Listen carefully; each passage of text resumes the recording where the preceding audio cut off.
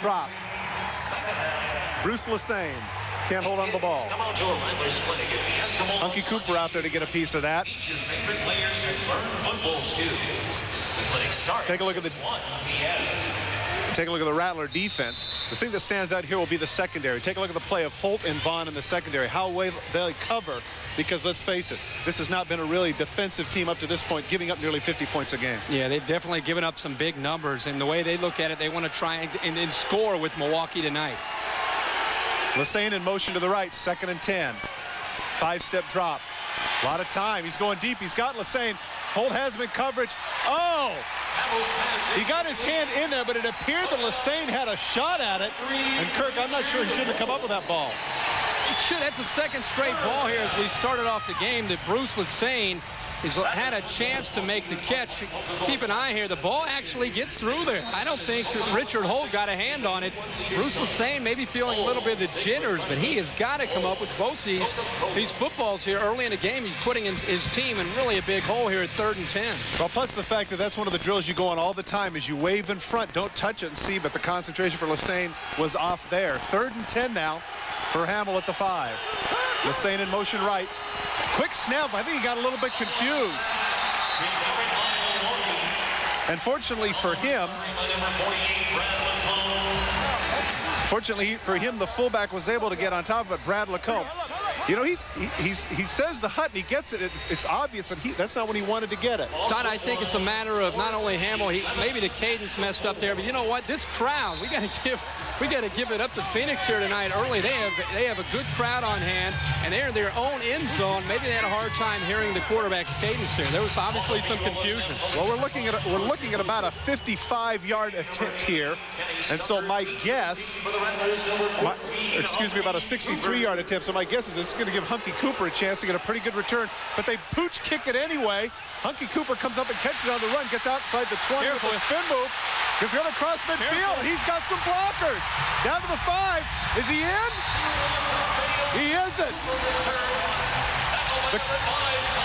Hamill, the quarterback, is the one that has to run him out of bounds at about the 1-yard line. What a return. Gutsy move by Cooper. Boy, the pooch kick backfired, and it's the fan favorite. Hunky Cooper really knows how to get him going. Watch him come up, field the football. Great block there by Schexnayder. Now he's going to go off to the right after he breaks the tackle. Look at the wall that's developed there. He gets out to the outside. There's nobody but black jerseys. Luckily, the quarterback, Todd Hamill, knocks him out right at the 1-yard line. Well, the 29-yard return by Cooper now has him setting shot 1st and goal at the 1. Schexnayder in motion left. That's why I threw it deep. He's going to hand off to the fullback up the middle. I don't think he's in there. Bo Kelly is the fullback. The 6'1", 235-pounder from East Texas State didn't get in. And one thing that Milwaukee feels very confident about, even though they've gotten off to a slow start here, is the interior line. They feel they have a great advantage up front. Surprising. We'll see what Danny White will go with as far as play calling, but a little surprise there, and we'll see if they want to try and get it outside and hook that defensive end to use some speed. Well, now it looks like he's a little bit hooked up too, talking to some people upstairs. Sometimes you don't see that in this particular league, but to say that Danny White takes this game seriously is an understatement. 2nd and goal. Kelly again up the middle. This time he's in. Bo Kelly with the 6 points. But clearly that was Hunky Cooper's touchdown, Kirk. Hunky Cooper sets it up. Bo Kelly's done a nice job of replacing Bob McMillan, who went down with a knee injury. You see him just lower the shoulders here, gets low center of gravity, and he does cross the plane. That's a touchdown. Not a bad fill by Brad Lacombe, but that was just a little bit too much to ask. Andy Tracus now will come on for the extra point.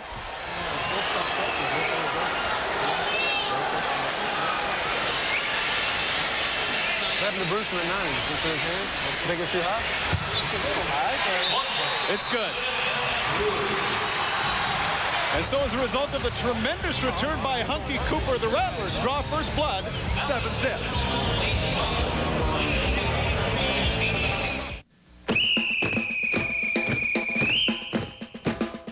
I don't know, but it's been said athlete's foot's as good as dead. Mighty Mike. No cooling action. Mighty Mike. Axe on contact, this I know, cause that tingle tells me so. Mighty Mike. New Mighty Mike. Stops the itch and cools the burn.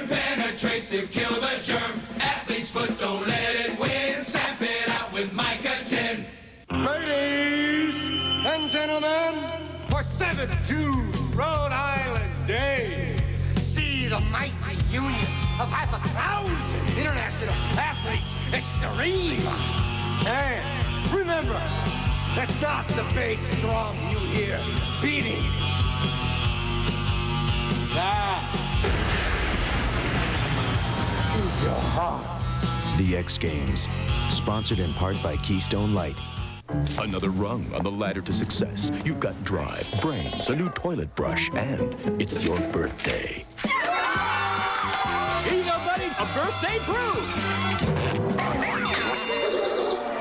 Bitter beer face! Don't be surprised by bitter beer. Drink Keystone, America's least bitter beer, so there's never a bad taste, never a bitter face.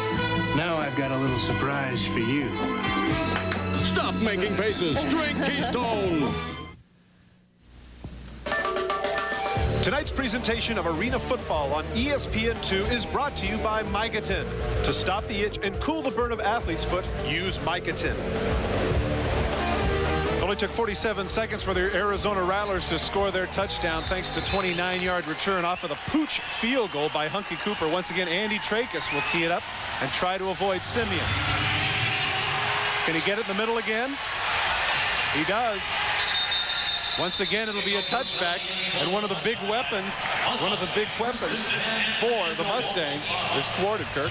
You could tell that Danny White has really schooled Trachis on that this week. He's put both those babies right down the middle and held Simeon from even getting a return. Well, that's pretty impressive considering the fact that that's 9 feet across. We've mentioned that over and over again. Not only is it tough on 25-yard field goals, but let alone kicking off. Very impressive by Trachis. First and 10 at the 5, handoff to Lacombe, and that's some good running there by Lacombe, who gets out near first down yard. He's at about the 14-yard line. And as you mentioned, Kirk, one of the issues they'd like to exploit, they feel like they have a better front line. Yeah, they feel they have much bigger and stronger and experienced people up front. That was just a quick hitter to Lacombe. Lacombe is 6th in the AFL in rushing, so when he gets the football, he knows what to do with it. 9 yards in the carry, 2nd and 1 at the 14. Let's go, baby.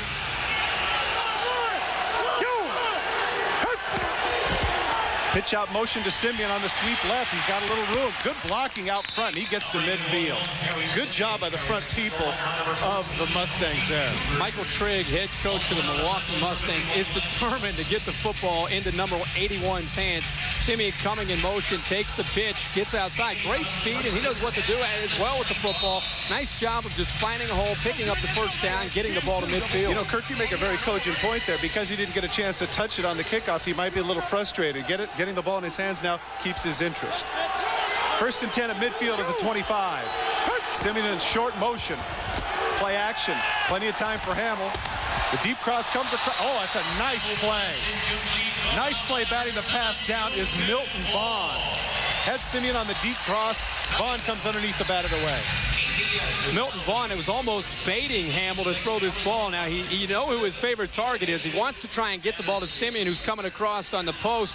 Milton Vaughn just waiting, baiting, just asking Hamill to throw the ball. Almost came up with a big interception. And while it's a little bit early, Hamill is 0 for 3. 31 tackles, leads the team. He is a hitter from his safety position. Second and 10 at the 25. Hand off again to Lacombe, and this time the front wall does a pretty good job of stuffing him, even though he leans forward for about a 2-yard gain. In on the tackle is Richard Ash.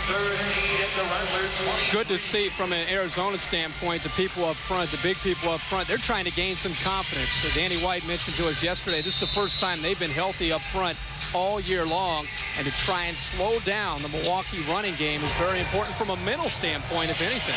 Well, that's definitely a hit or miss when you go for the running play on 2nd and 10. Now they come up 3rd and 8 at the 23-yard line. Simeon in motion by himself at the bottom of the screen. Hamill looks only at him, and he has the deep hook and can't hold on. Randy Gatewood is the one who's able to separate him from the ball. Gatewood came up and made a big play. He came up a lot of contact. Simeon pushing him off the ball, showing that he's going for the streak, just stops at about 15. And what a play there by Gatewood. Gatewood is one of these guys that is a tremendous athlete. He can play for you on both sides of the football. He has 3 interceptions, which leads this team. He is a fantastic football player. Well, this will be about a 39-yard attempt by Kenny Stucker here, and it's going to be interesting here. I dare say he's not going to go for the pooch.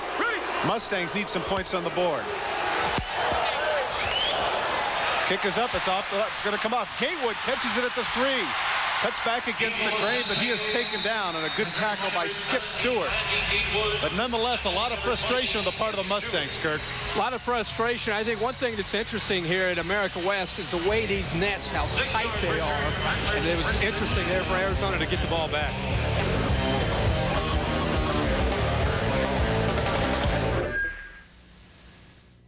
You've already put a lot of time and money into your home, so why not do what you can to help reduce your maintenance and fuel bills? Call 1-800-REMODEL today and get in touch with the experienced people at Midas Builders. We can install virtually maintenance-free vinyl siding or custom-crafted vinyl-insulated replacement windows on your home in just a few short days. Let Midas Builders provide your home with a lifetime of beauty and protection. Call us today at 1-800-REMODEL for your free consultation.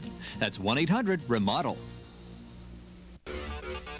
Powder, bumps, steeps. Skiing is awesome. It's the best sport, and it's even better when you're in great shape. Getting fit with Ski Prime is 2 complete workouts for only $29.95.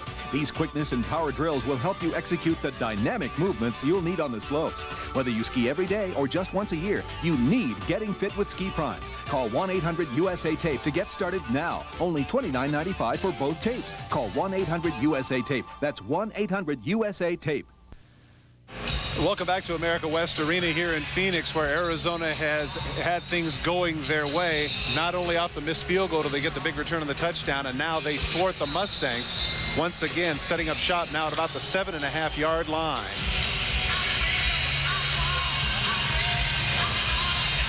Cedric Bonner last week threw for 7 touchdown passes against the Texas Terror. Now 24 on the season.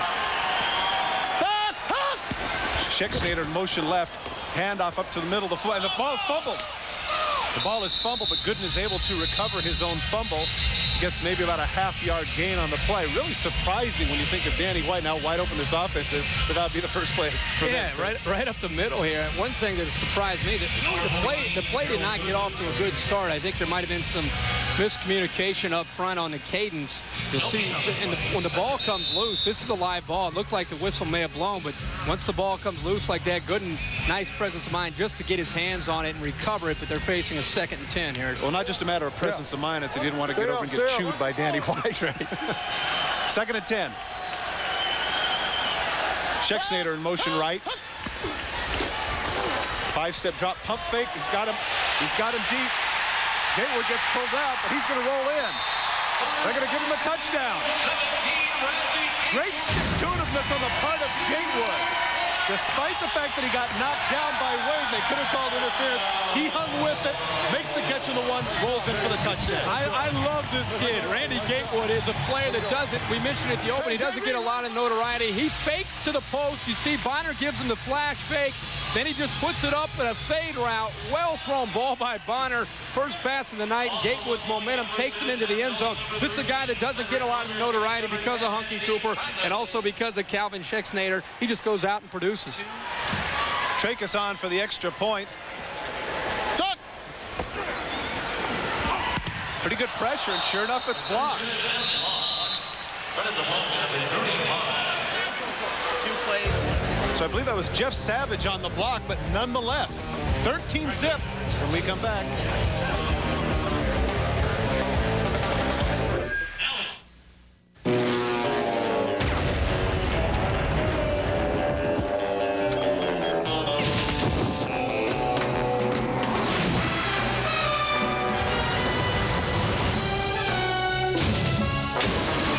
Child's play. Whoa. Shaken, not stirred. Nothing's more intense than slamming a dude. Hello, Dave. Hello, Red.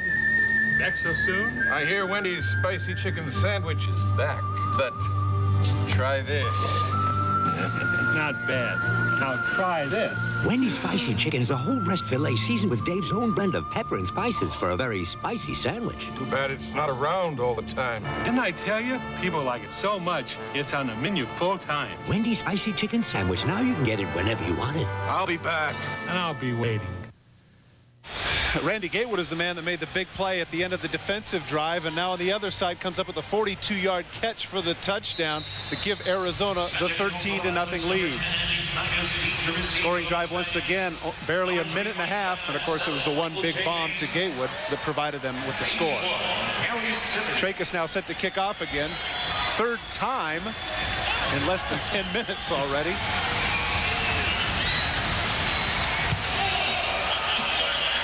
This time it's going to be off the side, and Simeon's going to get a chance. But he fumbles it out of bounds. So that'll be a touchback they'll set up at the 5-yard line. Sunday Night Baseball coming up here on ESPN. The world champion Atlanta Braves, spearheaded by red-hot Fred McGriff, third in the National League with a .353 average, will take on the Cincinnati Reds. And what a comeback story of Eric Davis. 10 home runs and 34 RBIs. Eric Davis having a phenomenal year for Ray Knight. Reds as a group really got to try and turn things around. They got a big win today over Greg Maddux, but so far not good news for the Cincinnati Reds this year. Not good news so far for Todd Hamill and the rest of the Mustangs. In motion now, 1st and 10 at the 5. Out in the flat to Simeon, who catches it at the 11 for a minimal gain. Once again, I think that was twofold. To get him the ball, and now you see him jotting a little bit. A little talking smack going on. Yeah, a little trash talking going on. And a little confidence for Hamill. Up to that point, hadn't had a completion. Yeah, he needs to get going here. I think one thing you're going to see from head coach Michael Trigg is he's going to try and gain some confidence. Wide motion, fake toss, 34 draw. And not only Hamill, but also this offense in general. Let's see if this draw is going to work here for him. Fake toss draw here. Interesting call. There it is. He's got some room. Good block to the outside, and that's Savage cutting up. And if he could have stayed in bounds, good block on the part of Brian Drummond, the guard who came out and sprung him. Savage, of course, is the man who just blocked the extra point. Big play could be later on. Yeah, you mentioned the block here that really turns him loose. Once you get a block like that in this game, it's very, very tough for a defense to slow down the run. Savage does a nice job of just getting upfield and getting as many yards as he can there. Importantly, picks up the first down. And if Milton doesn't shove him out, he might go the distance. A little confidence now for the Mustang offense. 1st and 10 at the 20. Mike Green in motion left. And there's Simeon, cuts back, and boy, he was lucky there. He turned right into Cooper. I didn't think he thought he was there. He's able to hang on to the ball. You can see right now, and this is very, very important, Michael Trigg, who is the youngest head coach in the AFL at 30 years old, told us yesterday that it's very important that they're going to get away from their game plan the way they usually attack teams. They want to try and throw the quick 3-step drop, throw the ball underneath, and allow people like Kerry Simeon and Skip Stewart to use their quickness in order to shake some tackles and get upfield and make some plays. And you see that they've had a little bit of a tough time accepting this new game plan, but it's gotten across midfield here. 2nd and 2 at about the 23. Simeon in motion left. Hamill back. He's got Simeon on the hook again at the 13-yard line. And he's shoved out of bounds. Pretty good game by Herb Duncan. They're going to continue to try and beat these defensive backs underneath. It's going to work for them here early. One of the things that I've noticed here, Kirk, that they've got to get away from, and I think the Rattlers are doing a pretty good job of this, you notice that that's the second time they've had people in Simeon's face running their mouth trying to distract him from his game. 60, Z, go. First down, ready? Well, let's see if Skip Stewart, who hasn't had a whole lot of opportunities tonight, we'll see if they can get him involved. And Stan Petrie's, he lofts it up. Oh, that's a great throw. That is a great throw. Great throw by Hamill to Petrie. Petrie milking it for all it's worth. But I think in the case of the Mustangs, they need a little something. Petrie gets outside. Once he gets outside, whole bit on it. Vaughn has no chance to come over and make the play. It looked like they broke down in zone coverage. Nice ball here by Hamill. Just puts it up there away from the defender. And Petrie has an easy job to get his feet down. There's a lot of trash talking going on early in this game. We'll still have to keep an eye on that as this thing continues. Stucker on for the extra point. And he's got it. So now the Mustangs are able to get on the board as a result of a nice timing pass to Petrie. 13-7 when we come back.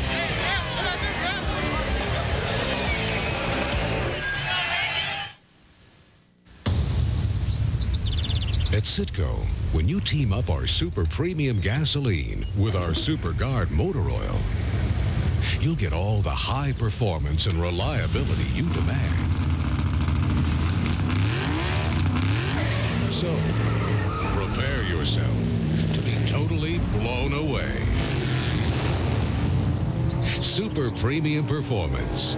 Citgo says go. Well, we'll wonder whether or not that missed blocked extra point rather will loom big later on. But Kirk, something you pointed out, there is a lot of trash talking that's going down. And I wonder if Coach Mike Trigg is trying to tell some of the shows, hey, don't get involved in that. Just play the game. Well, I think Michael Trigg right now is trying to keep his team mentally into this football game because they have 2 tough games back-to-back against Western Conference teams. And I think he's trying to keep his team confident early in this game. Schechtznader plays it off the screen, and all of a sudden, nobody left. Stucker's going to have to make the play, and he does. He's able to hold him up just long enough for Mike Green to catch him from behind. The kick returning for the Rattlers has been outstanding, and the coverage on the part of the Mustangs has been atrocious. They have to do a better job of staying in their lanes, whether it's Schechtznader returning the kick or Hunky Cooper. Ball comes off the net here, bobbles it around a little bit, buying his time. Then he gets upfield, gets a couple blocks, a questionable clip there, and then he gets to the outside. It's left up to the kicker once again to prevent a touchdown. Now you can see Mike Trigg there. If you saw the veins in his neck or that he was a little redder than normal, I'm sure a lot of it has to do with the special teams. He's not very happy with the Mustangs right now. First down on the 15-yard line. Schechtznader in motion. Quick toss out into the flat and good blocking out front. Down to about the 2-yard line. What a catch. Nice job out front for blockers, enabling Kirk Duncan to get some extra yards. That's the thing that Danny White is so proud of his team. He says the strength of his team is the abundance of wide receivers. Kirk Duncan comes into this game with 11 receptions, gets a quick hitter like that, gets upfield, and is able to pick up a lot of yardage. Watch Schechtznader come to the outside in motion. He knows his job. He just returned the kickoff, but he's still going to get a nice block on Wade there to kick out. And once he did that, it was a night. Nobody could stop him. Wayne didn't do a particular job of coming up and making any kind of hit. You know, he just came into the game, and it was obvious that Schechtznader took advantage of that. He was a little bit cold, and as a result, set up. There they are at the 2-yard line. The offense is really clicking for the Rattlers. Danny White, of course, calls all the plays. Bonner comes over every time to do that, and I had a chance to chat with him before the game. And I had to laugh because he said to me, Todd, you know, it's not as intense as it is in the NFL, and yet he had his game face on. We were teammates with the Cowboys years and years ago, but he didn't want to talk about any of that. He was focused on this game at hand. Danny White is very, very intense. He's been the head coach and general manager since... We have an illegal substitution, number 51 on the offense. 3-yard penalty. Repeat, first down. That would be Lance Johnson, and you can see the nod on the part of Danny White as if to say, that's my fault. Yeah, he was, as I mentioned about Danny White, he was the head coach, general manager since October of '91, and he takes this very, very seriously. And people forget when he played for the Dallas Cowboys, he was a phenomenal player with everybody talking about Troy Aikman in the 90s and Roger Staubach. Don't forget about Danny White, guided Dallas to 5 playoff appearances, and also holds the career record for most completions and touchdown passes. So Danny White had a great career for the Dallas Cowboys, and now he's enjoying coaching here in the Arena Football League. Doing an outstanding job, as you mentioned. 1994, they were the champions. Big underdogs in that game against Orlando, but they came through in a big way. Had the misfortune, I guess, really, if you think about it, of following Roger Staubach. I mean, he had an outstanding career with the Dallas Cowboys. 3 times went to the NFC Championship game, 3 straight years, in fact, 80, 81, and 82. Came up empty all 3 times. And yet, I mean, he had a terrific career, but everybody's waiting for Super Bowls. You know, if you go back and think of the catch, he was the opposing quarterback. Repeat the down, first down. A little bit of confusion on the part of the official. It is a first down because it's after the play. Getting explained now, and the clock is beginning to run, and so we're going to get a little action. Laser 11, wide throw. It's fine. I just heard it say stop. Great dimensions for a quarterback, Bonner. 6'4", 220. Let's go left, X loop. Laser 11, wide curl on 101. Ready? Hustle. Well, evidently, after the first time, they don't have the same confidence in their running game. Going to go with the curl route. Great protection. Sidearms it, but isn't able to get it in. Good coverage on the part of the Mustangs in the secondary. Great coverage by Petrie and Michael James. Off to the right. As Bonner dropped back, he looked to the right, trying to get the ball to Herb Duncan, number 81. Then he just came off. Nice job of really showing his experience, and a nice job of coming off and just simply throwing the football away instead of taking a sack. The first quarter has come to an end with the Arizona Rattlers up by a count of 13-7, but knocking on the door at the 5-yard line. There's no fan like a hometown hockey fan, and there's no card like the official no annual fee NHL MasterCard. Call 1-800-268-5700 and apply for the only MasterCard with your favorite team's logo and no annual fee. Plus exclusive cardholder benefits. So take your shot and... with the credit card made just for hockey fans like you. The no annual fee NHL MasterCard. Call 1-800-268-5700 now to get your exclusive National Hockey League MasterCard. Welcome back to Olympic coverage. Now, the pommel horse is a great chance for the USA to move up in the medal race, and this young man is probably our best hope for gold. He's off to a good start. Oh, man, what form. He's really making this look easy. Into an L. To a handstand. Amazing! Here's the dismount, and he sticks it. Bud Light, proud sponsor of the 96 U.S. Olympic team. Now let's check in at the pole vault finals, where we're going to see some people doing... 9-time world champion, the Condor, Matt Hoffman. Oh, he's mangled countless bicycles and numerous preconceived notions performing feats hitherto deemed impossible by even the most intrepid aerialists. I believe we are in for just a bit of turbulence. Fly! The X Games, sponsored in part by Chevy Trucks.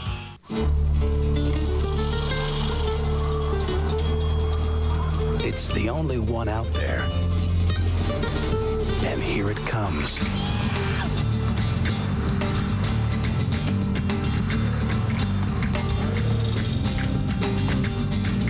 Introducing the only compact pickup to offer a third door.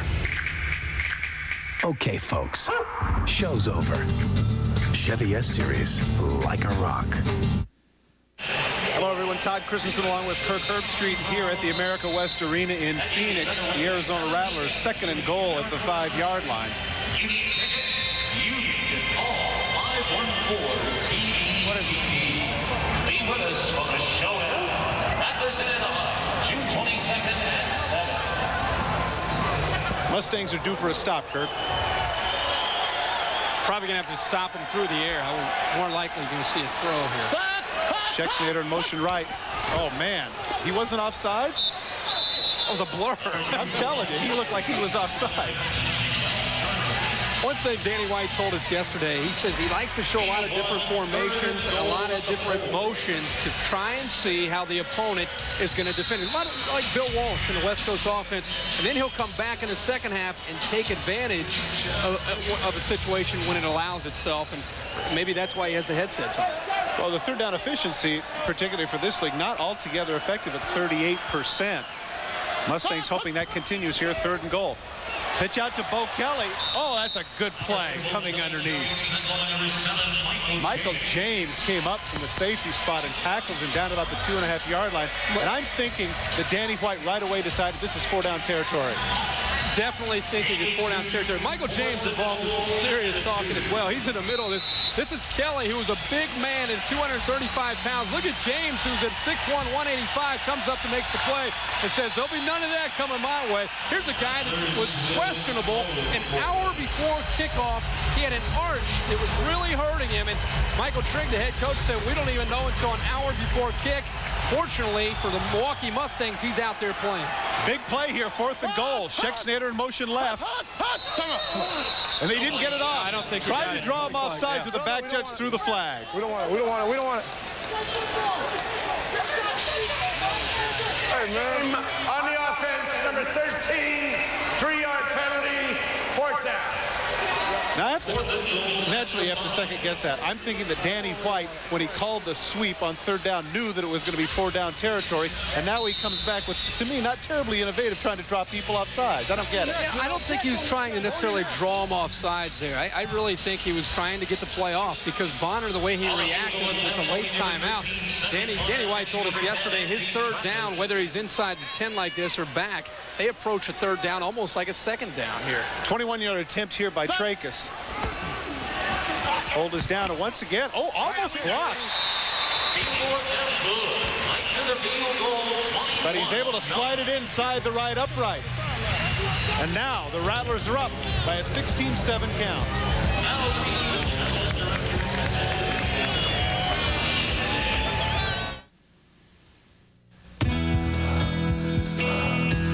Natural ability can only take you so far. Equipment counts for a lot. I'm always checking out new ideas. You have to stay competitive. That's what I like about Pert Plus. Cleans and conditions in one step. No messing with 2 bottles. I get great results. No hassle, no fuss. Eventually, we all cross the finish. The winners just find a better way to get there. Pert Plus, great hair, no fuss. Psst, check this out. We're sorry. Your call cannot be completed as dialed. Yeah, that's right, my friend. You're not getting through. Ow, that hurt. See ya. Oh, here comes another one. Oh, look, everybody, it's Miss Always Get Through. 1-800-CALL-ATT.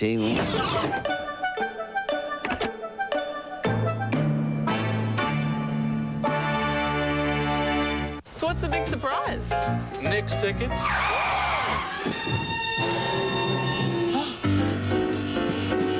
American Express. I got a little proposition. Whoa! Hey, you got my ticket! Think again, my friend. Oh, there! The American Express card. It's just the ticket. I'd have gone to the moon for these. Tell me about it. Andy Trachis with a 21-yard field goal to put him up 16-7, but I really think that's a victory for the Mustangs there, Kirk. Big stop. Big stop, and now it's important for them to get the ball back here and try and get another drive going. Try and have a back-to-back drive offensively could be important. We'll see if Simeon can get a return here before the night's done. Yeah, it really would. You know, up to this point, 2 have gone for touchbacks. The other one he fumbled out of bounds.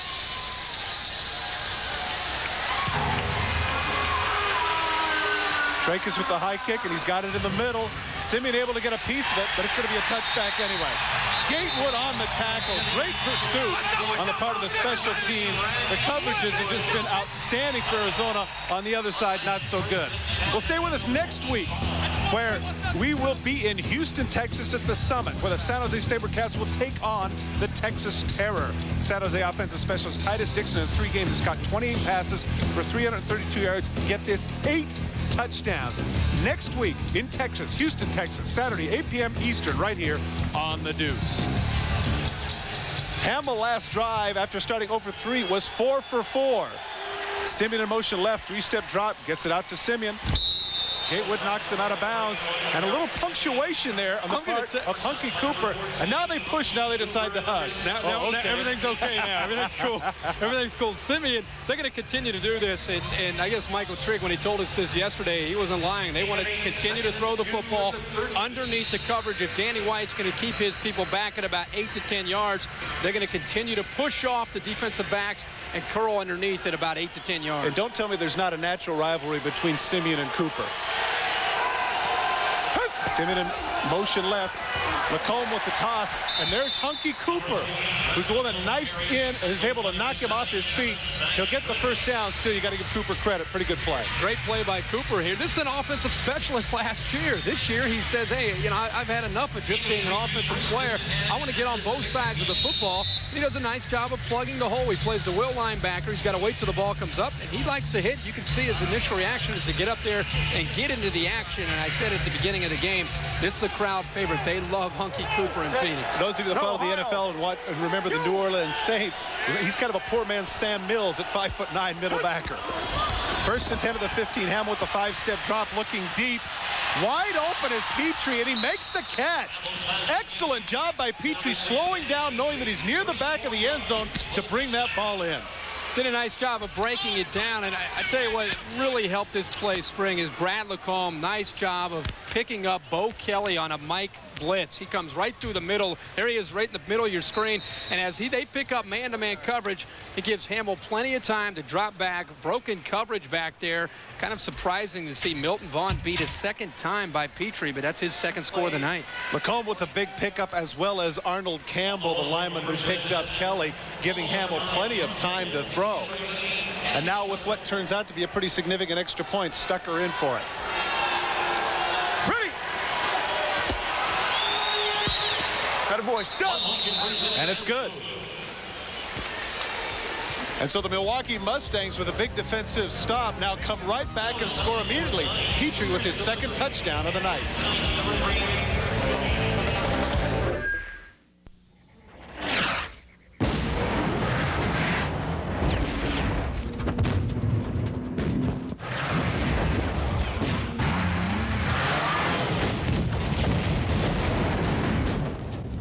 You said you had fished here before.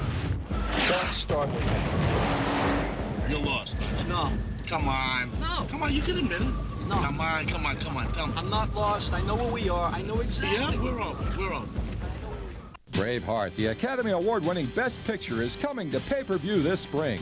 And if you order it or any one of these great new movies currently showing on pay-per-view, you could be a winner too in TCI's Spring Classic Sweepstakes. Drive home a classic car from Rocky's Autos or win a shopping spree at American Furniture Warehouse. Look for entry coupons at participating sponsors or order anything on pay-per-view and you're automatically entered. Watch and win. There's never been a better time to try pay-per-view. Certainly Mike Trigg, the coach of the Milwaukee Mustangs, has to like what he has seen over these last two drives. And Hamill early on was struggling a little bit, but has been outstanding in these last two drives, throwing absolute darts to Petrie. They've definitely shown great character here early in the game. They're going to call that a touchback. Funny angle there. I guess the official just didn't like the way that bounced off. And so they'll set up at the 5-yard line. Scoring drive, 3 plays, 42 yards. And, of course, Petrie, who really coming into this game was not what you'd call a key performer. But I guess with all the attention that Simeon's getting, he's going to be somebody that'll put up some numbers. Well, they say he's extremely fast. He and Skip Stewart probably the two fastest wide receivers. But Petrie's had a great night. A lot of the attention on Simeon. Because of that, Petrie and Stewart are able to go out there and also get their opportunities. But Petrie's a guy that's highly motivated tonight. Listen up. Hurry up. What about the time? Let's go. Wax right. Wing. Then reset it. We had it on the wrong hair. Play clock we had it on the rolling wrong down there. I know, but we didn't. And so they're going to have to use the timeout. Danny White isn't very happy about that. He wants to know what the situation is because of the time clock. Well, he's halfway out on the field. He's way out. You're allowed on the field, but he's pretty far out there. Well, he's going to get an explanation from the side judge, but any way you look at it, he's not going to like it because he had to burn a timeout that he didn't want to use. He's going to call a play. That's why the clock ran down. Come on, Jack. 111. What the hell's wrong with you? Well, it's a good thing he's holding back. I think what he's upset about is he's saying the ball is on the far hash there. You have to give us, start that play clock a little bit later than that. I think that's really what Danny's talking about there. One thing about Arena Football League, they start that clock right away. But one thing you got to like if you're a player is you see your head coach out there, he's fighting for you. I mean, he's out there with you. You got to like that.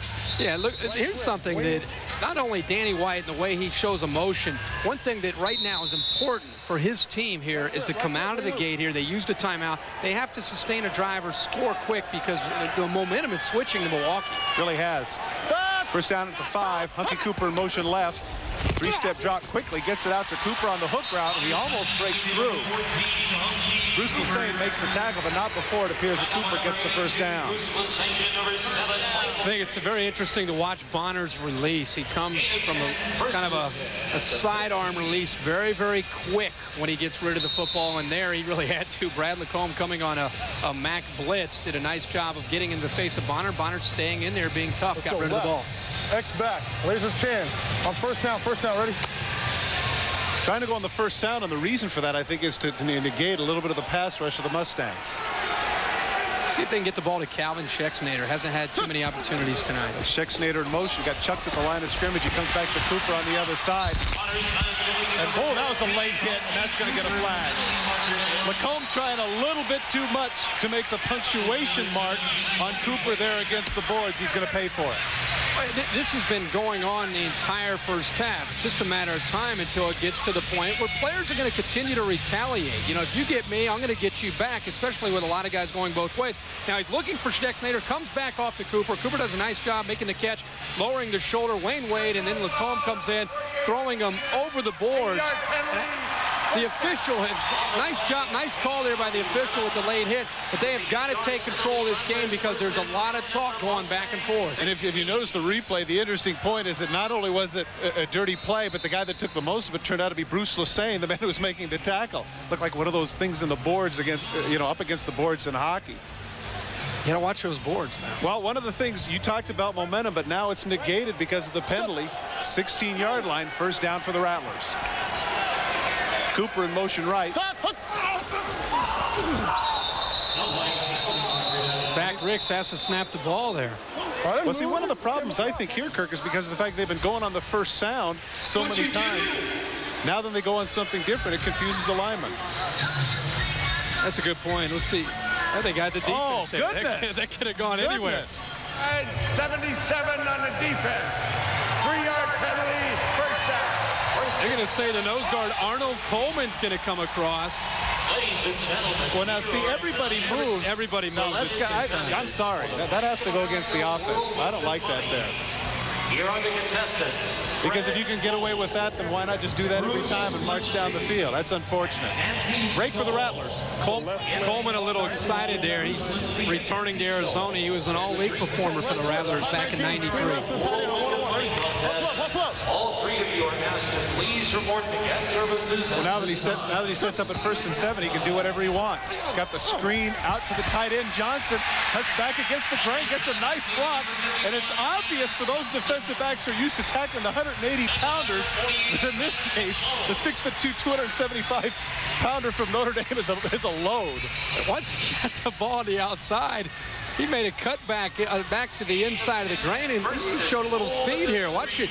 Takes advantage of a nice block by Nixon. Once he gets outside, he lowers his shoulder. First down inside the 5-yard line. Probably didn't get too many opportunities in Notre Dame to do that. He's got to be loving it. What, you say Lew Halboth have something in the playbook for him? Never. First and goal at the 3 for the Rattlers. See if Gooden gets the ball again. They're less than a yard per carry. Sure enough, goes to the naked side of the field, and he is held up. Good play on the outside by Mitchell Benson. Jarvis did a nice job keeping contained as well, just keeping him across to the boards and stopping him from getting in the ankle. Wax left, X loop, pitch 28 tag. Let's go. Wax left, X loop, pitch 28 tag on 2, ready? On 2 now, on 2. 28 tag. Is that a running play, Kirk? Well, I think it's a combination where Bonner's going to have an opportunity to call a play he likes at the line. Well, he's going to get a free play as he pitches out. Bo Kelly tripped up by your guy, Michael James, but it's going to be for naught. It's going to come back.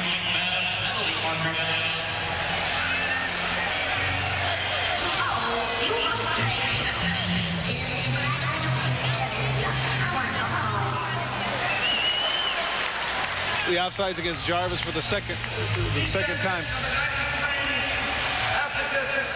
Well, they call it on Benson, but Jarvis is one of the guys too. That's the 3rd time this drive that's occurred. One thing that's helping Bonner, he's gone on so many quick counts, as you mentioned, that now he has a chance. We're getting into the late in the game. You can use that second. You can call it on 2, call it on 3, and as long as your linemen hold, then it's going to work for you. Wasn't that one of your favorite plays at Ohio State? Gotta love that. Yeah. Gotta love that. Drawn on offsides. Yeah. It's a little thing, but it helps. Second and goal. Schexnayder again in motion. Hand off to Kelly up the middle. Oh, that's a good-looking hit by Lacombe. Held up by Benson, and then Lacombe, the fullback middle linebacker, just really put the stick to it. You're going to love this. They call Brad Lacombe the Rat. They say it's just his personality. He's on special teams. He's on offense. At fullback, defense, the MAC linebacker. He loves contact. He comes right in there, filling the hole. And Kelly said, my gosh, I don't even know what hit me there. You're going to see a lot of these two individuals hitting on each other because Bo Kelly, obviously the fullback and linebacker, and Brad Lacombe is playing the same for Milwaukee. Well, now third, what seemed to be an absolute lock for a score, now comes up 3rd and goal. Hand off to Cooper, and he is stuffed. The running game combined for the Arizona Rattlers, if you think about it, they have gained 1 yard, and that was on the touchdown run on the first series. And once again, a lot of trash talking, Kirk. It's across the boards there. Michael James is in on it every single play. And an individual that's making a lot of plays, he's known for his sacks, is Ralph Jarvis. He's done a nice job here on this drive of keeping contained and not allowing the running back to get to the outside. In this case, Hunky Cooper. Ralph Jarvis is known for the way he attacks the quarterback, but he's doing a nice job. 4th down. What's he going to call? Trip, slant, 25, flip. Boy, the crowd is so loud. Now, they don't get it. Bonner was trying to get him to quiet down, and then they were noisy. And off to Kelly going wide. And Lance Johnson is the one that made the big block on Ralph Jarvis, enabling Kelly to get to the outside and score. I've been talking about Ralph Jarvis and the plays he's been making. He might be getting a little bit tired. Lance Johnson, strong individual, had a chance to catch a screen. Watch him hook to the left of the screen. He hooks Jarvis, and then Bruce Lassane doesn't have the angle. Kelly walks into the end zone for a big score for Arizona. And Jarvis, you can see, was frustrated there. He could have been screaming about a hole because Johnson did a great job of getting position. I thought he felt that he had some linebacker support, which obviously never showed up. Well, evidently they feel it's too early to go for a 2-point conversion. Tracus on now to try for the conversion. They've come very close every time to blocking it. They have blocked one. Jarvis with a good effort, but nonetheless, Tracus able to get it through. So now it's a 9-point lead for Arizona as a result of Kelly's TD dash.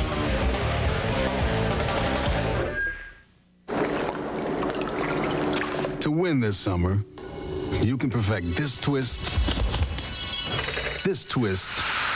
or this twist.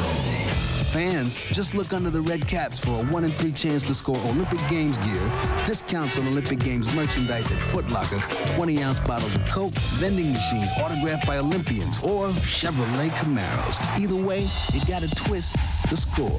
Play Coca-Cola Red Hot Olympic Summer.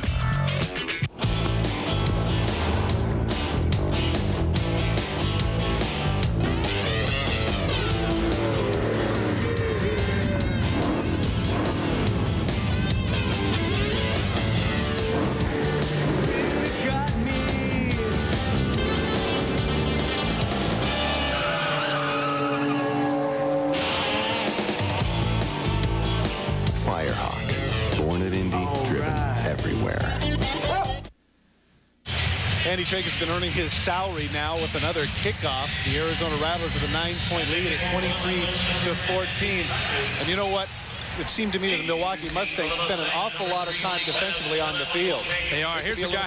Here's a guy that's really tired. He has switched jerseys. He's gone from 93 to 74. His jersey was just shredded, so the equipment man came down, tossed him number 74. So those of you keeping track at home, 93 is now 74 for Milwaukee. Tracus gets it in the middle, but Simeon is going to be able to return it left, and he's got some blockers. He's up the sidelines. Great blocking. Yeah. Look at that. Just completely untouched. What a great job of the return team for the Mustangs.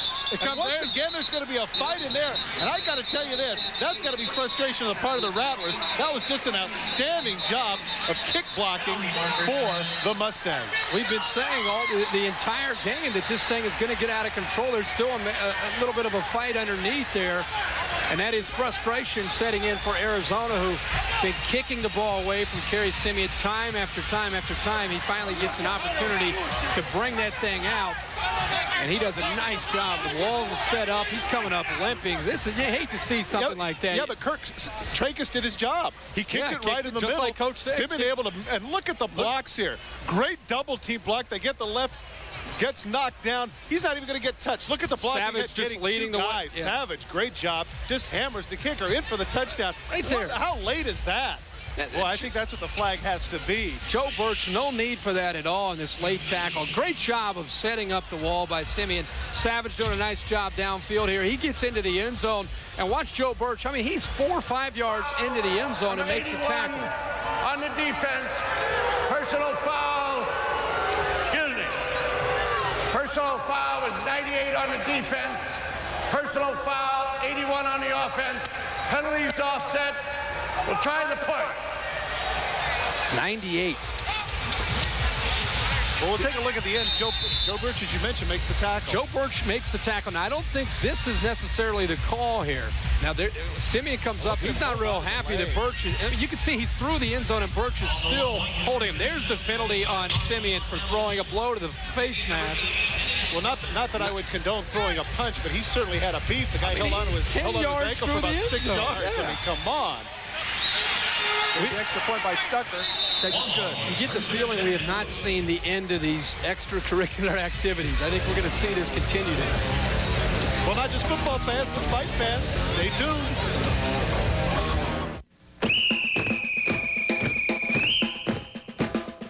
I don't know, but it's been said, athlete's foot's as good as dead. Mighty Mike. The cooling action. Mighty Mike. Axe on contact, this I know, cause that tingle tells me so. Mighty Mike. New Mighty Mike. Stops the itch and cools the burn. Penetrates to kill the germ. Athlete's foot, don't let it win. Stamp it out with Micah 10. Can't wait. Boy, you look so right in white, hot white. And you'll drive me mad, glad. Oh, come out and play gray.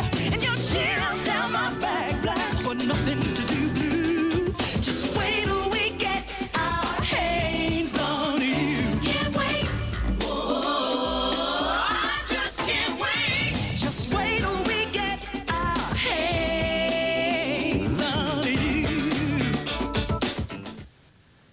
You know, Kerry Simeon is going to get the credit, but there are an awful lot of names that contributed to that, Kirk. Yeah, nice job of just setting up the entire play. You can tell Milwaukee does a lot of work on special teams because of the weapon of Kerry Simeon. Thought it was interesting there during the timeout that a couple players getting together at midfield just kind of saying, hey, Hunky Cooper, who kind of got it together, also Murray Garrett, number 64 for Milwaukee, getting together and saying, hey, enough is enough. Let's just get down and let's play football. Enough of this fighting. We'll see if it helps at all throughout the rest of this game. I was going to say, we'll see if it changes. It's one thing to talk about. It's another thing in the heat of battle. Stucker with the kick. Off the screen, Cooper with the catch. And that's losing contain. He makes some nice moves there. Just as we talk about doing some good things, Garrett Greedy loses contain, allowing Cooper to get to the outside and up to the 15-yard line. It's ice skating without the ice. Hit the road with the best in the world as they compete in the ultimate inline challenge. You've seen inline skating, but never like this, as athletes try to conquer the high jump, speed course, distance, and more as they put their body and mind to the challenge. Thursday, May 30th and June 6th at 9:30 p.m. Eastern, 6:30 Pacific time on the Deuce. You ever try those blades? I haven't. It's like Clint Eastwood said in Magnum Force, a man's got to know his limitations. First and 10 at the 15. Five-step drop, flags are down, and he's going to go free play. Great recovery on the part of Michael James, who's just having an outstanding first half, Kirk. Michael James is their guy that they look to stop people. If you have a talented wide receiver, you're going to look up number 7 on the other side of the ball because he's their stop guy. He's the guy that they look at, Calvin Schexnayder, and say that James has to do it, has to get it done. Watch Schexnayder here. He'll go all the way. He thinks he's got him beat. Ball a little bit underthrown, allowing James to come back and knock the ball into the stands, but they're still going to pick up 3 yards for the for the penalty. And I think it was heads up on the part of James. If you notice, he doesn't have the interception, but how many times have you seen a defensive back do that? Slips through his arms, the guy makes the catch. He sees the ball, pops up in the air, he doesn't have it, just bats it into the stands. Heads up on the part of James. Now 1st and 7. Schexnayder in motion right again. Going to get another offside penalty. Plenty of time for Bonner. He goes deep again. Boy, the coverage in the secondary of the Mustangs has been outstanding. Wade breaks it up this time. But once again, this is, I believe now, the 5th offside penalty for the Mustangs. Bonner doing an outstanding job with the cadence. He's mixing it up, and he's doing as many different cadences as he can. We'll wait for the call here. Offside, number 42 on the defense. 3-yard penalty, repeat first down. One thing that I wonder, and I know you quarterbacks can get away with this, I wonder if Cedric Bonner, I haven't been paying attention, he's even bobbing his head. Yeah, look at his head. Watch the head and the knees. You can see once he calls for the motion that he's going to come he'll have a hard thrust with that cadence. And it's really, that's the thing that gets these defensive linemen. That time he didn't bob the head there.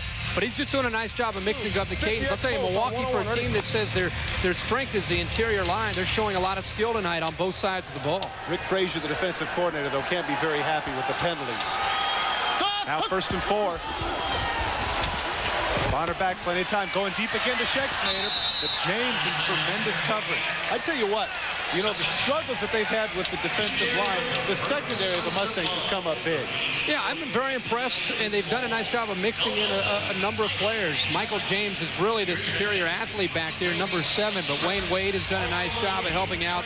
And then you get Skip Stewart and Mike Babb, who also have had their chances of making some plays. He was step for step there with Calvin Schexnayder, Calvin Schexnayder is a guy that has tremendous speed in this league. And for Michael James to be able to just kind of in cruise control running with him, that's saying a lot for his athletic ability. Hey, play clock has 2 seconds left. He's going to have to call timeout, so he doesn't get a penalty, and he does. Calvin, no. So Bonner will go over and have a chat with Coach Danny White, who can't be very happy with the way Bonner's thrown the ball in these last 2 throws. But give credit again to the Mustang defense. Let me ask you something. We were talking to Danny yesterday, and he mentioned that if he sees a squat corner on some of his skill, his speed, that he feels so confident in Bonner's ability to throw the ball downfield and his receivers to beat people that he says he doesn't necessarily attack it right away. He says that he may end up saving it and maybe using it in the second half. Do you think that's a good move, or do you think you should try and attack it right away? Well, I think one of the things that happens is that when you're so conscious of the pass rush, and you know this as a quarterback, I've noticed that Bonner starts to throw a lot of them off his back foot, anticipating the rush. And as a result of that, I think his accuracy has suffered over the last 2 series.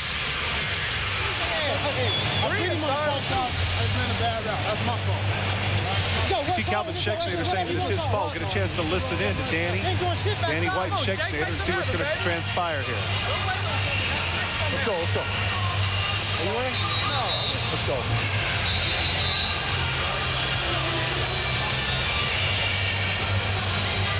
Okay, let's go left flip, wing loop, 50, wing corner, okay? Let's go. Left flip, wing loop, 50, wing corner on 2-on-2. Ready? You see him try and get the football to number 14 here, Hunky Cooper. And you're going to see him come in motion here. 5-step drop by Bonner. Let's see if it works for him. He's going to go on the corner route. He's got him beat. Touchdown.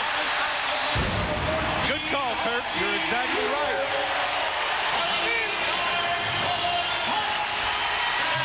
Michael James had been so outstanding the 2 plays before, but that was an awful lot of field to cover.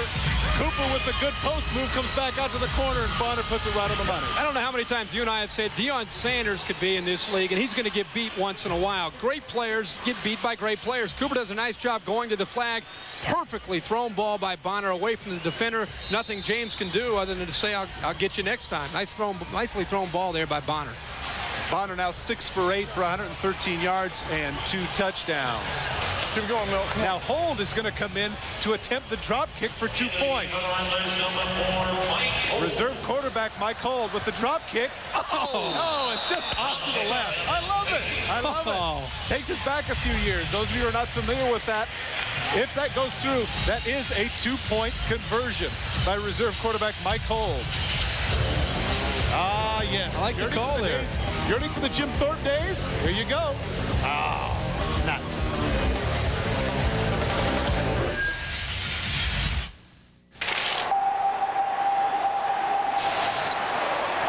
The world's biggest stars in the world's most popular sport come to play in your backyard.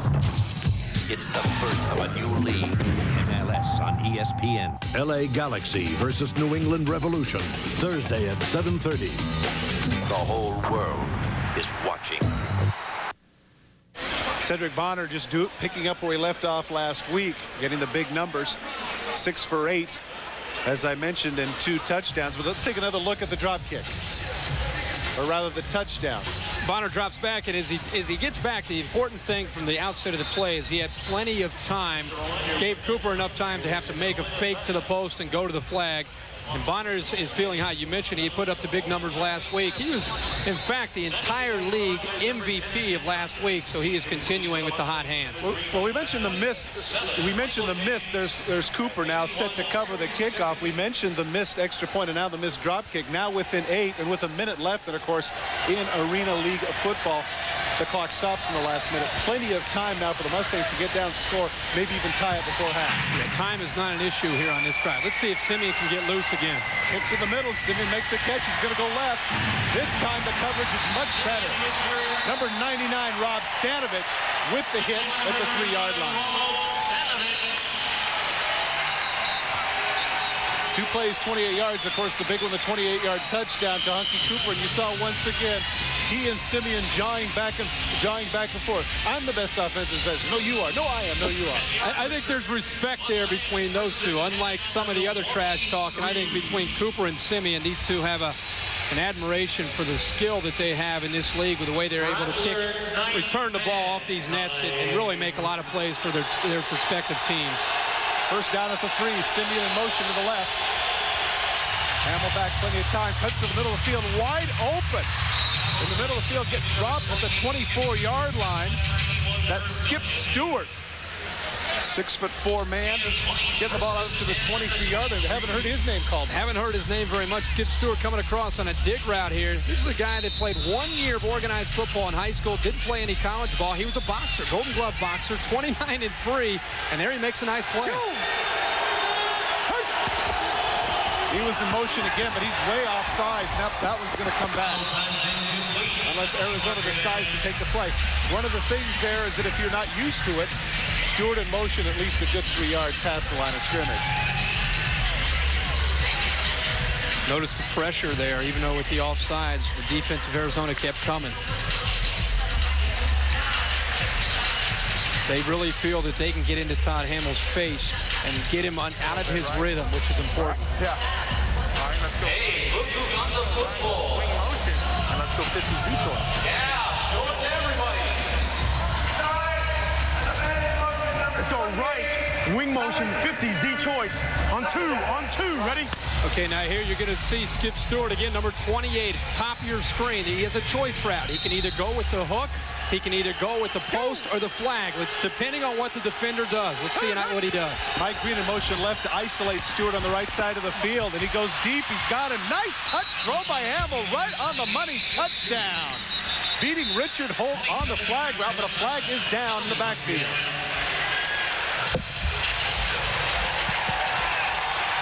It's going to be a hold. It's going to come back.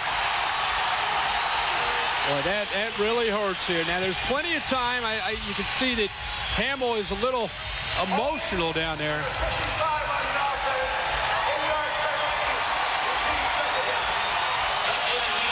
Top of the screen here. Keep an eye. One thing that Murray Garrett does is he hooks. You cannot hook in this league. That was a questionable call. You see that quite a bit, but boy, a tough call there from Milwaukee. Brian Drummond, number 55, was the man. Brian Drummond, 55, was the man who was called for the hold, but I agree with you. You rarely see that called in arena football, if for no other reason than just a flat takedown, and that's not what that was. Second and long, Hamill rolls out right. He's able to get the ball out to Stewart. He takes the shot, but he got back all the penalty yardage now to set up 3rd and 10, even though another flag is down. Here's a call you don't see very often. Now, Richard Holt, who actually has gone into the locker room, was walking off the field, and I think they're going to get too many men on the field. We'll see if that's the call. I think you're right. Hamill running for his life there, able to find Stewart. I'll be interested to see whether or not they want to take the yardage or take the down over again. I think at this point, with 26 seconds left, they might want the down again. If they decline. If you take the penalty, it's a 3-yard penalty, but it'd be 2nd down. If you decline the penalty, it's going to be 3rd down and 10 right there. You make your choice. You're the captain. 3rd down and 10, or 2nd down and about 8. 3rd down right there. It'd be 3rd and 10 if we don't take it. Take the penalty. Got the penalty? Yeah. Yeah, exactly right. It's going to be 2nd down. With the field condensed the way it is, the yardage isn't that important. 26 seconds left. Procedure. 9 men on the defense. 3-yard penalty. Repeat, 2nd down. This, all right? Let me have left. Wing motion. Let's go. 50 stack Z post. They're going right back to Skip Stewart. I think they feel that they've seen something, and they're going to try and get him the ball. He is now at the left, the bottom of your screen. Let's see if he can beat Herb Duncan, number 81, for a touchdown to the post. Green in motion right. He said he goes out to the side to Stewart, overthrows him. Mike Green, rather. Once again, a flag goes down.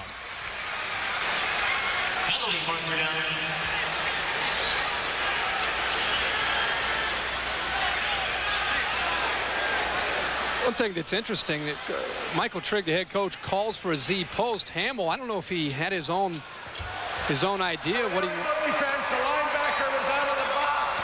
5-yard penalty, 1st down. I don't know if Hamill had his own idea of where he wanted to go with that ball, but he came off that post awfully quick. Call there. People that aren't familiar with the AFL, Arena Football League, Hunky Cooper came out of the box too early. You got to wait till the ball's thrown until you can leave that area. Well, the yardage isn't as big a deal as the fact that now it is an automatic 1st down. I mean, Arizona had the Mustangs on its heels, but now they set up 1st and 10 at the 22. Simeon in motion left. Catches or doesn't catch it. No, he doesn't. Looked like he bobbled on the side, and it is an incompletion. So now it'll come up 2nd down at the 22-yard line. Coach Trigg is showing a lot of confidence in his quarterback by going with the shorter routes with only 19 seconds left. He really believes that he can get it done even in that short period of time, and I guess he should. Championship quarterback with the Detroit Drive back in the late 80s. 2nd and 10. Simeon in motion left. Hamill gets the ball across. Green catches the ball down about the 16-yard line. The clock will stop there at the 16, and I'm guessing that Hamill's going to call timeout, which he does. Timeout Mustang.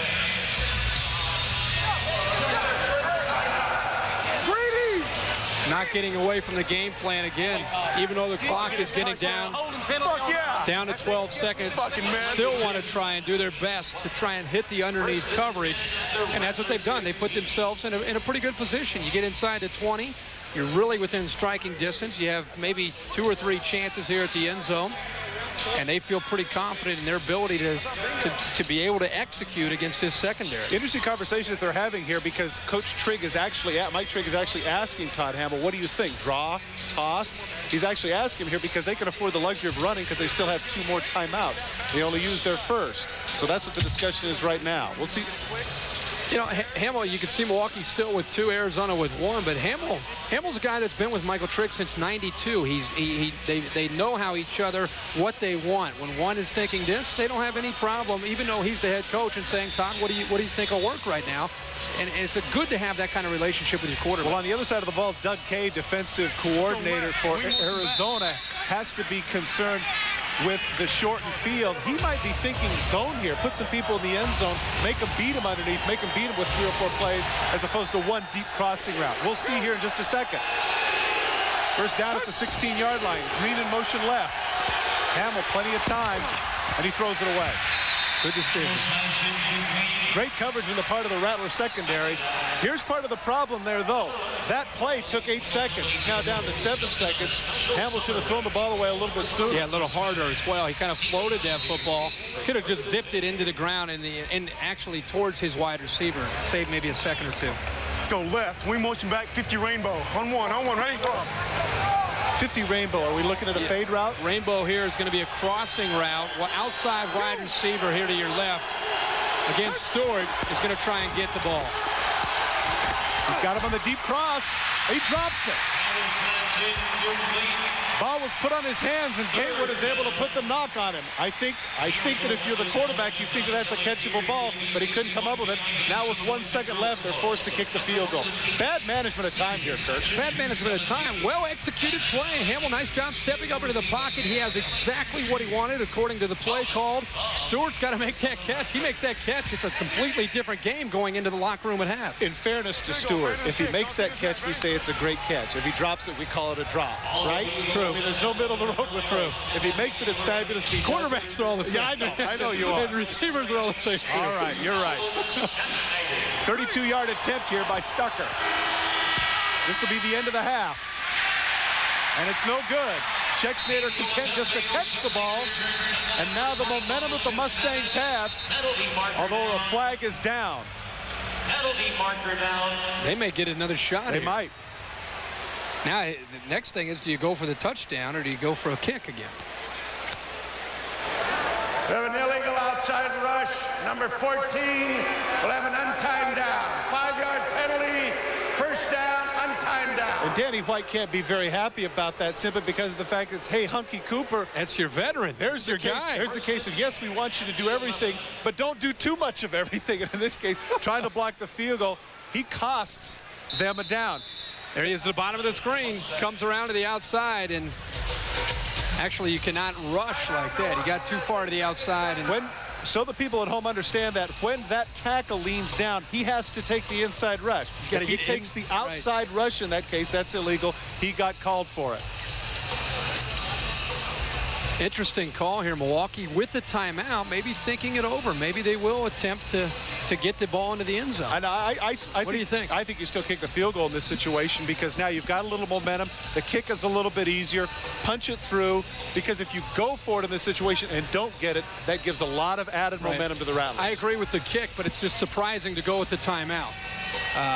The timing of the timeout here, and I think they're going to continue to give it a shot and kick the football here with Kenny Stucker, but I'm just surprised here by Michael Trigg and calling the timeout. Stay with us at halftime because we'll give you a very inside look. We're going to give you the opportunity to go inside the locker room and hear some of the conversations of both coaches, Trigg and White. So get yourself something to eat, but come back so you too can be involved in the strategic process. Better have our sensor on the way this game's gone. 27-yarder now for Stucker. Good hold. This time it's good. So the costly mistake on the part of Hunky Cooper looms big, because instead of having the 8-point lead, they now have a 5-point lead, courtesy of Stucker. Excellent first half of football. The Milwaukee Mustangs undefeated, hanging tough though, down by 5 when we come back.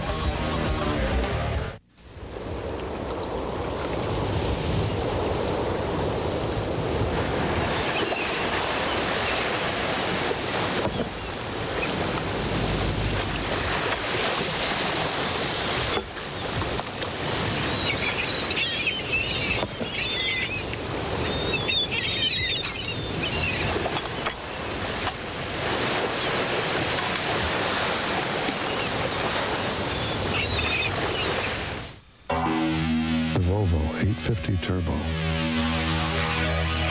and the brand new BMW 328i. 0 to 60, anyone? How about a quarter mile? The ultimate driving machine outdone by a Volvo wagon. Is nothing sacred?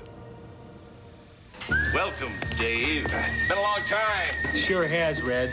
You got a spicy chicken sandwich, but here, try this. Not bad. Water. No, thanks. Now try a Wendy's spicy chicken.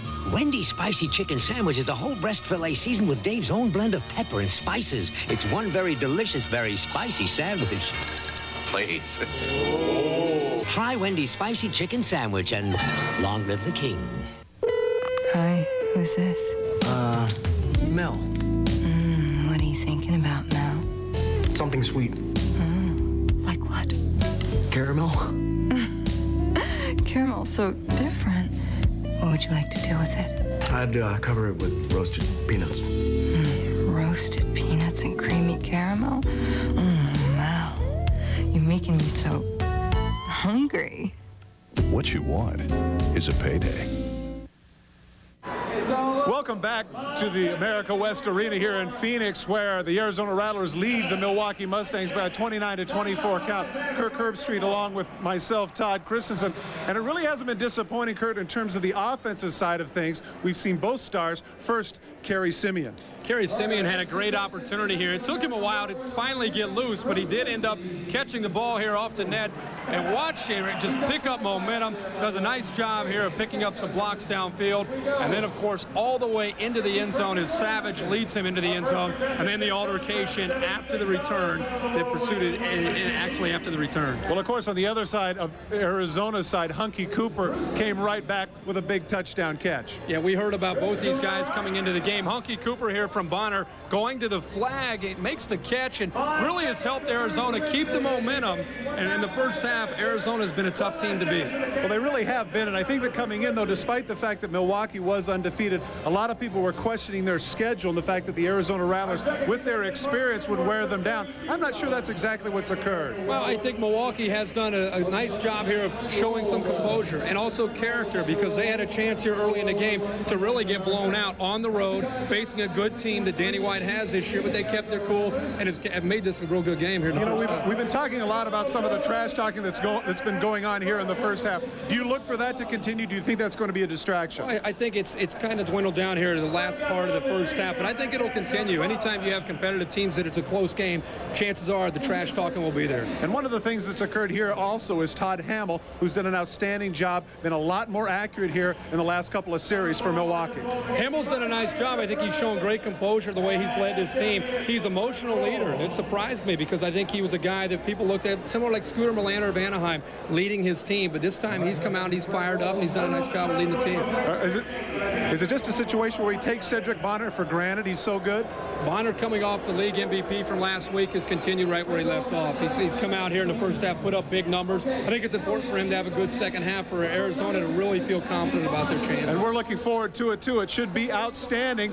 There you get a chance to see in the locker room. That's where we'll take you when we come back after this break. There's no fan like a hometown hockey fan, and there's no card like the official no annual fee NHL MasterCard. Call 1-800-268-5700 and apply for the only MasterCard with your favorite team's logo and no annual fee, plus exclusive cardholder benefits. So take your shot and... with the credit card made just for hockey fans like you, the no annual fee NHL MasterCard.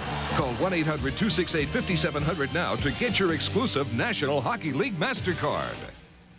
I'm Jim McKay with another update from the 2020 Global Games. Little Jacqueline Keller captured the gold today on the highly uneven bars, while Austria's gentle giant Milos dominated the one-ton powerlift.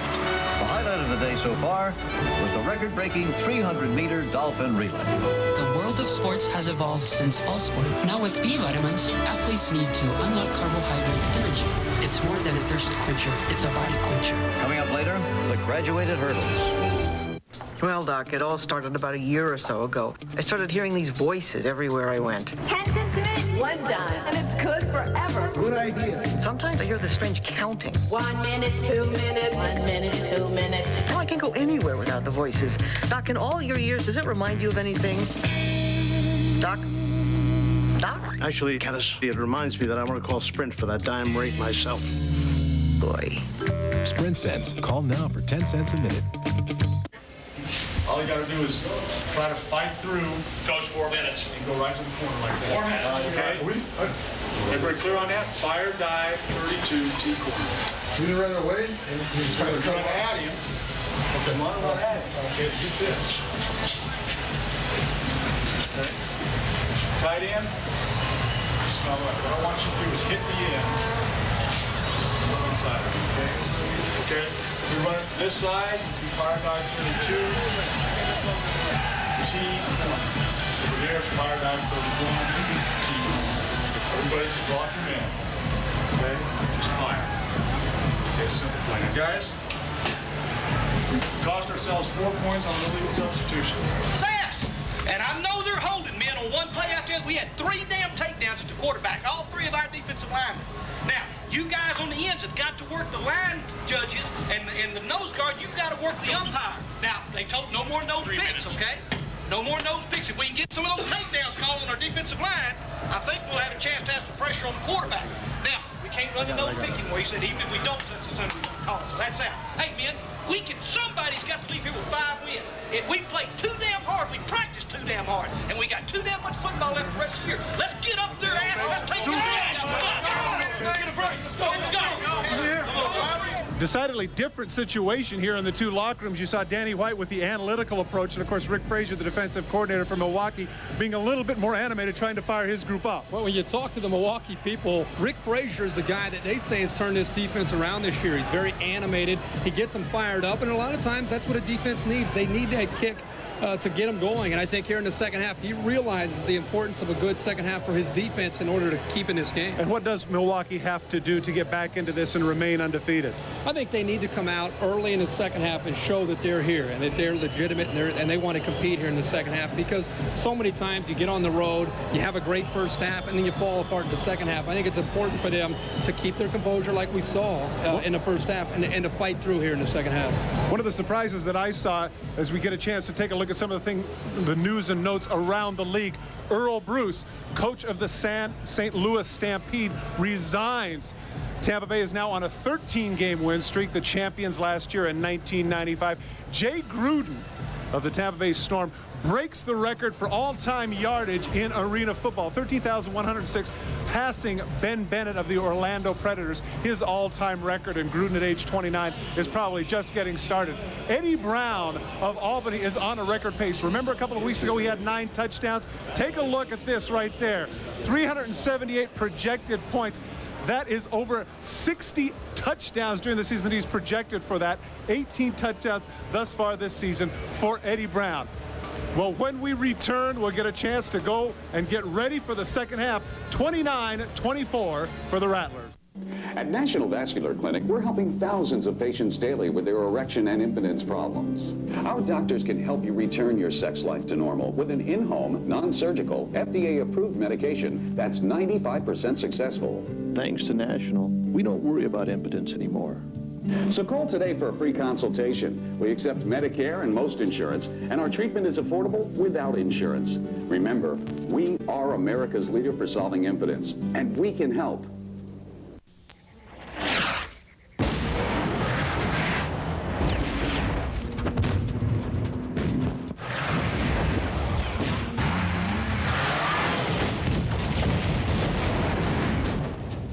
You said you had fished here before.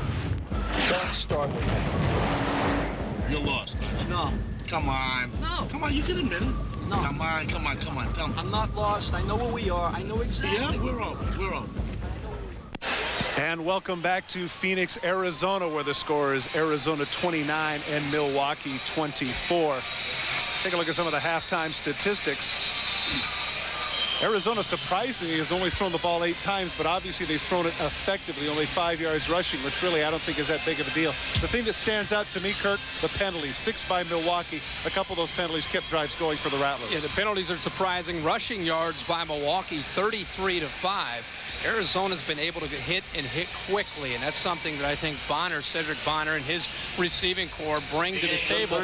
You're going to see Arizona get the ball first here in the second half. We'll see what kind of return Hunky actually can get back. Hunky Cooper can get back and to give Cedric Bonner some good field position here in this first drive. I think it's very important to come out of the gate here in the second half for both teams to just kind of show what kind of half they intend to have here. Here's the kick by Stucker.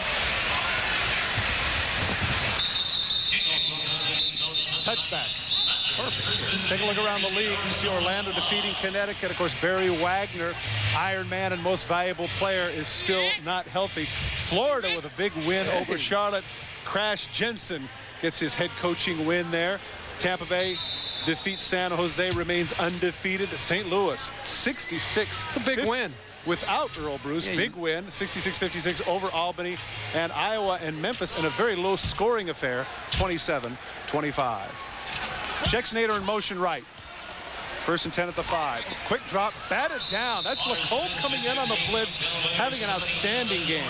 Lacombe, they refer to him as the Rat. He comes on both sides of the football. He's really a guy that comes in. He's a tough guy with great competitive spirit. He comes once again, kind of feeling it, reads the quick 3-step drop, does a nice job of recognizing the 3-step drop, throwing the hands up in the air, and as a MAC linebacker in this league, you have to be able to recognize things like that. I should also mention on that scoreboard after Tampa Bay's victory tonight, it's not 13 now, it's 14 straight victories that they have had, counting the streak started last season in 95. Cooper in motion left. 2nd and 10. Out to the flat, he's got Gatewood.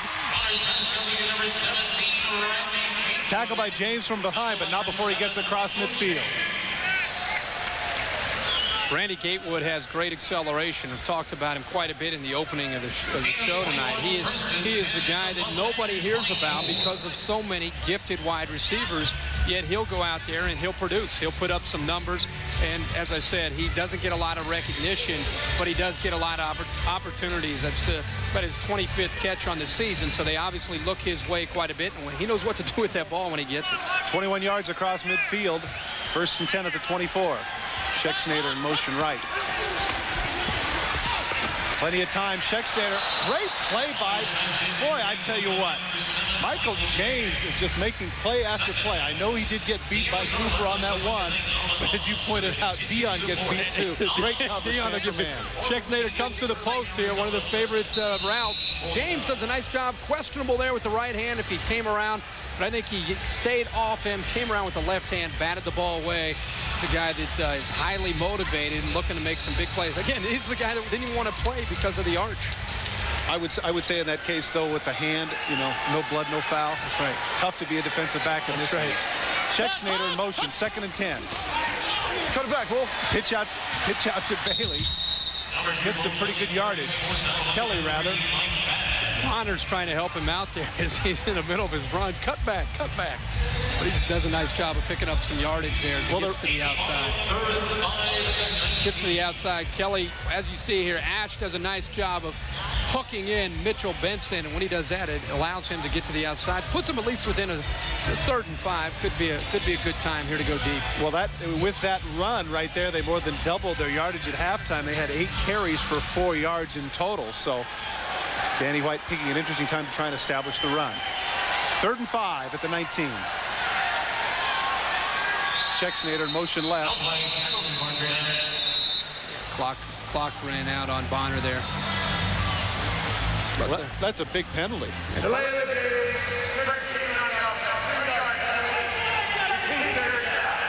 Bonner's got to do a better job of controlling that clock. I know he's a great athlete making great plays, but he's got to get these guys up out of the huddle. You can see he's kind of upset with his players. 10, X takeoff on 1-on-1, ready? Calling for an X takeoff. We'll see if this thing is going to work. Calvin Schexnayder more likely go in motion right in the middle of your screen there. See if they get the ball to him on a takeoff. Great coverage, but the flag goes down. Evidently someone in the secondary did something. You see Michael James running after the official, wanting to know what the deal is.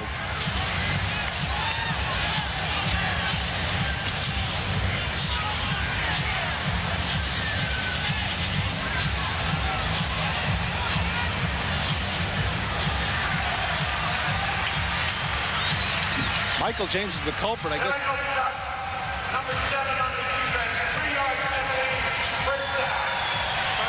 Boy, this is a tough call. Schexnayder comes up, gets a little shake there, gets to the outside. There's the bump.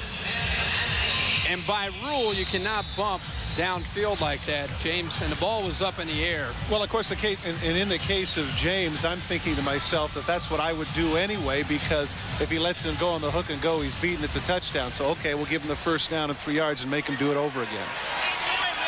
First down at the 18-yard line. Schexnayder in motion left. 5-step drop. He's got Schexnayder, but he throws a little bit low. James once again on the coverage. Now, are they picking on him? Well, I think they feel really confident with this post. Schexnayder's their guy that they like to throw the ball downfield to. They've been throwing the post off to the right. This time they line Schexnayder up on the left, goes into motion. They feel that he can build up such great momentum that he can take James to the post. But James, to his credit, is making plays. Bonner 1 for 4 in this drive, struggling a bit. 2nd and 10 at the 18. No motion, 3-step quick drop, comes back, just throws it away. He's going to get a pick. Terrible throw. Picked off by Mike Babb. And there was an absolutely bad decision on the part of Bonner. He's about to get sacked. There's where he should have taken the sack. Instead, he throws it up for grabs, gets it picked. He's still trying to get a better feel for that and learn from this. You can see he wanted the screen. The screen's taken. Benson doing a nice job of putting the pressure on. Got to take the sack. He throws it up. Babb just a very easy interception there. And that's one time the quarterback has got to eat that or throw it up in row 6, get it away from the defender, and allow his offense another chance to make the play. How to speak Australian.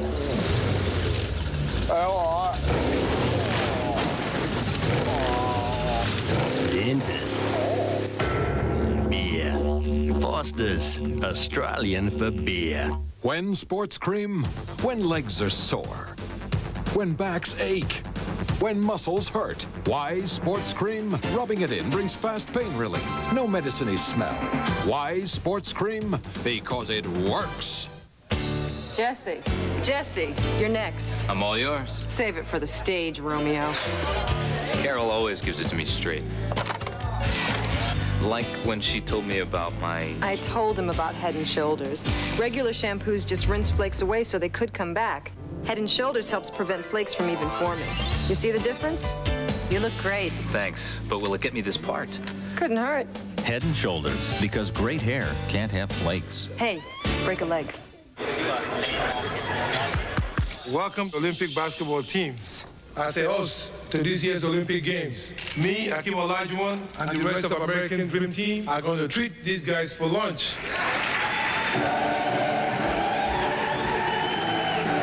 We said we're going to eat these guys for lunch, not treat. Whoops. To Akeem, when you need a world of purchase power, it's time to go for the gold. Visa Gold, it's everywhere you want to be.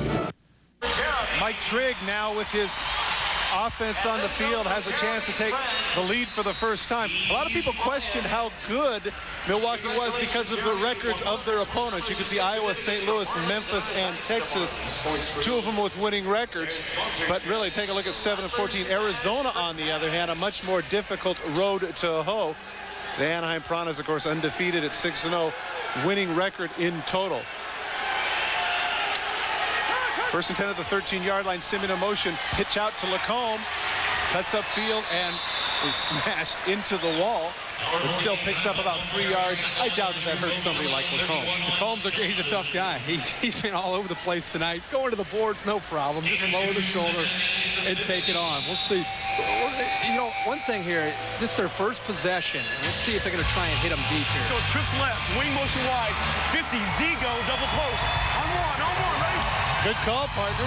50 Z-go in anybody's language sounds like enough. That's right. The other two are going to the post to clear it for the receiver at the bottom of the screen. Skip Stewart. Let's see if he can get him.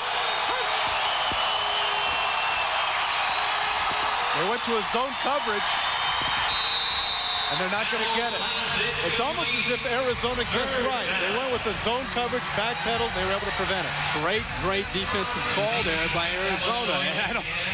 I don't think they heard the call there, but they did a nice job of dropping back see Trigg is questioning whether or not one of his receivers were held downfield. Hamill drops back there. Hamill's not real happy either. I think they felt that Skip Stewart was held when he went downfield, but it looked like good defense. Well, if you notice that the back judge made the motion over his head, which was, it was overthrown, not to worry. But it was an uncatchable ball. How about 3rd and 8? Clock's down to 1 second. And they're going to have to burn a timeout, too. How about this crowd? This crowd is coming to life here at America West in the 3rd quarter. Well, Mike Trigg, you know, what ended up happening is I think the point that you made was a very good one, which was he's spending too much time beefing about the official's call and not enough time getting the play to Todd Hamill. And as a result, he didn't get to the huddle quick enough. That cost him the timeout. Great point. In this league, you absolutely. He was not. I don't think that pumps into play. See, he's still arguing about the chuck. Yeah. Let it go, coach. You got to forget. Got to let it go. Hey, the play call, I mean, you got to get it in there quick. We've seen both teams struggle with that at times tonight. I agree with you. You have to put that behind you and get ready to make a play here. It's 3rd down. And you have to pick up a 1st down here, in my opinion. I know it's only 29-24, but this is really a great opportunity on the road of picking up some momentum here early in the second. Well, especially with the turnover. You've got the momentum, you get the interception, you know that's a rarity. Now's your chance to take advantage. Yeah, as the crowd comes to life here, and they're really going to come to life here on 3rd down. Think about how good it could be for Milwaukee to be able to execute and get a 1st.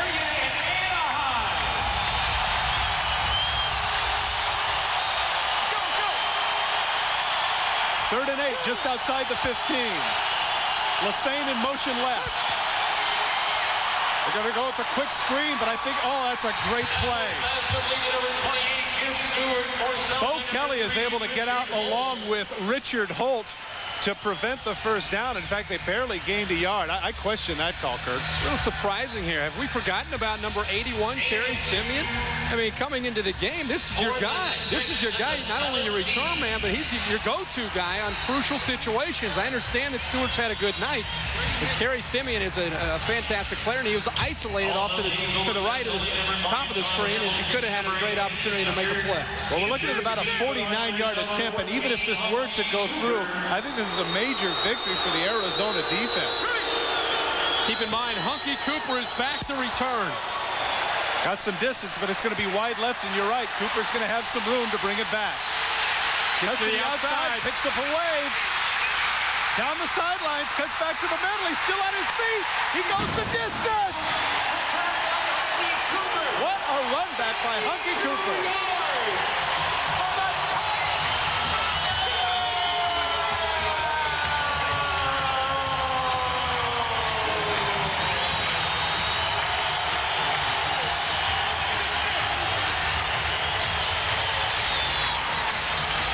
You know, they talk about momentum being fickle. We said that Cooper's back there. He's just waiting. Ball comes off the net. Once he makes that cut right there, the wall is set up. Then he does some nifty running. Nice block there by Ash on Lassane. Brad Lacombe cannot touch him. He is a tough runner. Low center of gravity, so he's very tough to bring down. 3 returns for 100 yards and a touchdown and a fake. He walks in. Cedric Bonner just absolutely walks in. Great call by Danny White. You can definitely, you mentioned the momentum. This is very, very big here in the second half. Momentum has slid to Arizona. The crowd is into the game.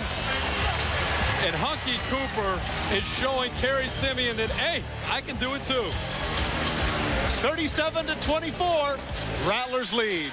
Come celebrate freedom, fellowship, and fun at Denver's 30th annual Juneteenth. This year's celebration will be the biggest ever, with hundreds of artisans' booths, a big parade, live music, mouth-watering food, scholarship pageants, senior luncheon, and gospel fest. Something for everyone.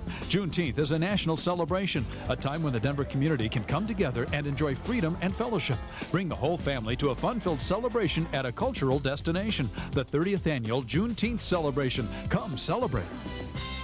Windish RV Center is having a gigantic winter reduction sale. New Class A's, including the all-new Imperial Diesel Pusher. New Class C's, trailers, fifth wheels, and pop-ups. 9.5 acres with over 200 units in stock. Huge used RV savings. Trailer payments start as low as $99 a month. We've got something for everyone. Factory-trained techs, 24 service bays. Windish RV, where service counts after the sale. Low down, low rates, low payments. Going on now at the giant winter reduction sale. Windish RV Center, West 6th Avenue in Sims. Hunky Cooper's 52-yard return with a missed field goal has ignited this crowd. And this is the first time all game, I believe, Kirk, that we've seen this man on the bench. 3 returns for 100 yards and a touchdown, 3 receptions, 48 yards, and 1 touchdown. Now James takes it. Oh, what a stick! Henry Milton with a big hit. James couldn't decide whether to give the ball to Simeon or not. I'm guessing he should have. So is he. So is he. Simeon thinks he's going to get the ball. James takes it. He says, oh, well, I'm going to take this thing out. Here comes, boom, right through him. Beautifully, perfectly formed tackle there by Henry Milton. Well, Michael James has done some good things tonight, but clearly they want to get the ball in the hands of Simeon. There's no reason for him to step in front of that deflection. 1st and 10 now with the Mustangs, down 13 at the 5-yard line. 3-step drop gets it to Simeon. And once again, situation where he wants to take the crowd out of it and get him with the safe pass. I like that call. Quick snap at the line. They broke the huddle extremely quick. That's the experience of a coach and Michael Trigg, and getting his quarterback up to the line, getting that quick hitter, picking up 7 or 8 yards, and putting your team in a pretty good position. They have to get a drive here to try and take this crowd out of the game and also get back in the football game. And get the ball in the hands of Simeon. That's right. 2nd and 3, goes to the other side with it. Petrie, of course, who we talked a lot about early on with the 2 touchdown catches, was kind of a disappearing act there in the 2nd quarter. I think what's happening at this point, Milwaukee has done such a nice job of hitting underneath the quick hook at about 5 to 7 yards that Arizona is slowly starting to cheat up. And I think that's when you see a hook and go. I don't know if that's going to happen here on this drive, but Arizona is putting themselves in a position where they're starting to guess a little bit on Milwaukee. There it was. He had the fake, but he comes back to the other side, and Simeon wide open on the out route. You called it there, but they weren't fooled. Yeah, I think the exact play right there, Hamill did a pump to Petrie, but what was interesting there, Arizona's playing, it's a chess game. Arizona is sitting back in zone. Simeon is a decoy. He is really just an outlet in case the primary receiver is not there, and in that case, they drop back to a zone, get out of the man-to-man coverage, and the play is void. Pitch out left, cutting out against the grain, Jeff Savage, but a flag is down. Good-looking game.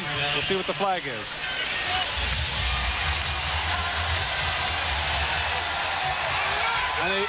I think Hamill's mouth might have caught up to him there. He's been questioning a lot of calls tonight. I think this may be a double flag here. 2 fouls on the offense. Illegal procedure. The tight end did not declare when he left the huddle. We have an unsportsmanlike conduct, number 5. And a 3-yard penalty and the 8-yard penalty. As a quarterback here, your team is down. 3rd quarter, as much as you want to be a leader and a competitor, you really got to keep your composure. It's one thing that I thought Hamill did a nice job in the first half. And to question calls is one thing, but to continue, usually the quarterback is the one stopping the other players from questioning calls and getting everybody in the huddle. I think the officials heard one too many comments from Mr. Hamill, and they called him for it. Let's go left, wing motion back. 50, S-flat or delay. Wrong one, ready? Left. Yes. Well, the flat and delay would seem to indicate that they're going to go with a shorter route. And I think this is the way of Mike Trigg trying to calm Hamill down a little bit. Probably going to see some type of delay, possibly to Savage in the backfield. We'll have to see. This may be a little trickery here by Michael Trigg. Penalties were enforced. 11-yard penalty, first down. Well, now it's an 11-yard instead of the 8-yard penalty. They tacked on both, and so now they'll set up 1st and 21 at the 20-yard line.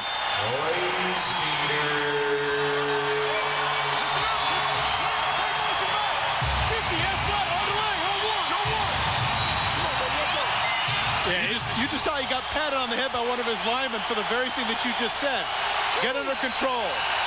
Green in motion left. Look for Savage to slip. They got him out in the flat. Good call. Look at Savage. Oh, goodness. Fumble. Was he out of bounds? And the answer is yes, he was out of bounds. And so the ball rolls out of the end zone. It's not a touchback. Nearly getting the first down. We'll see where the measurement is. Boy, I tell you what, Savage brought the forearm. Yeah, he did. He letting a little frustration out. Does a nice job slipping right through the hole. Nice little delay. Once he gets the ball, he knows he's getting right upfield. I don't know if Richard Holt wanted anything to do with Savage as he came just stumbling and rumbling down the sideline. Good size for a fullback there, 257 pounds. He showed some pretty good speed as well. Simeon in motion, gets the toss, cuts back, and gets hammered by his own man. Randy Hart, lineman, pulls out and actually knocks Simeon down. Boy, that's frustrating. Randy Hart at 6'5", 295 pounds. You got a feel for Kerry Simeon. Boom! Just tackles his own man with just brute strength. Third down inside the 15. This is definitely 4-down territory. That's a big loss of 2 there because they really had about 1.5 yards to go after Savage's big run. Now a crucial 3rd and 3. Simeon in motion left. 5-step drop, pump fake. Has Simeon. Oh, great play.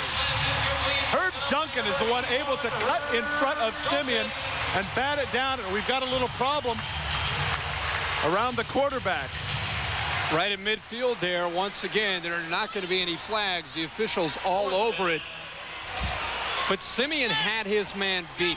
He was coming across on a crossing route, and Hamill just kind of telegraphed it, and he laid it up into the air, giving Herb Duncan plenty of time to close on it and then bat the ball away. And I tell you what, Milwaukee lucky that Duncan did not come up with the interception there. Well, I think the other thing, too, is that Simeon didn't run a very good route. He didn't make any kind of move, just ran across the field, gave Duncan plenty of time to come in. Now, I got to ask you something here. Are you surprised here, kicking the field goal? I know that cuts the lead to 10, but I really thought this was 4-down territory. Stucker with a 28-yarder, and it's good. 27 yards. And so we'll get a chance to debate that coming out of commercial, okay? They get back within 10 with 2:21 remaining.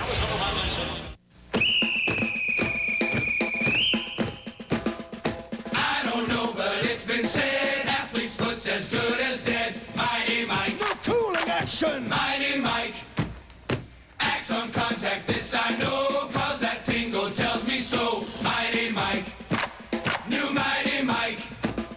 Stops the itch and cools the burn. Penetrates to kill the germ. Athlete's foot, don't let it win. Stamp it out with Micah 10. To win this summer, you can perfect this twist, or this twist. Fans, just look under the red caps for a 1 in 3 chance to score Olympic Games gear, discounts on Olympic Games merchandise at Foot Locker, 20-ounce bottles of Coke, vending machines autographed by Olympians, or Chevrolet Camaros. Either way, you got a twist to score. Play Coca-Cola Red Hot Olympic Summer. Due to time constraints, we now move ahead to further action between the Milwaukee Mustangs at 4-0. Mike Trigg, the head coach, has led the Milwaukee Mustangs to this undefeated start after struggling last year. They're going up against the Arizona Rattlers, who at 4-1 with Danny White have been outstanding, losing only 1 game to the Anaheim Piranha. The 10th anniversary of arena football. More action. How do you keep track of everything that happens in the world of motor racing?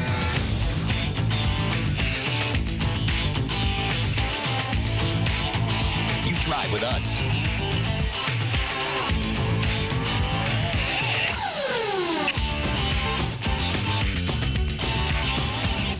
RPM tonight, the ultimate wrap-up of the day that was in the world of motor racing. Monday through Friday at 7 and Sunday at 8, only on ESPN2.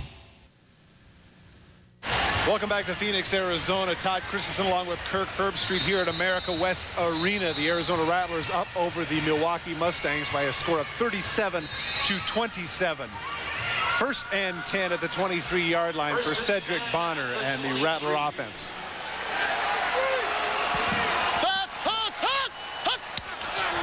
Once again, they'll get an offside call.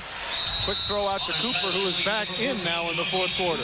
They're saving him a little bit there. Very, very surprised by the way Bonner has been able to be successful with that cadence, and we'll see if he got him again. Well, you would think that at a certain point you would adjust. I mean, to still get that call in the fourth quarter either indicates that these guys aren't terribly bright or they're very fatigued. Yeah, it could be fatigued. Number 99 on the defense. Penalty is refused. Second down.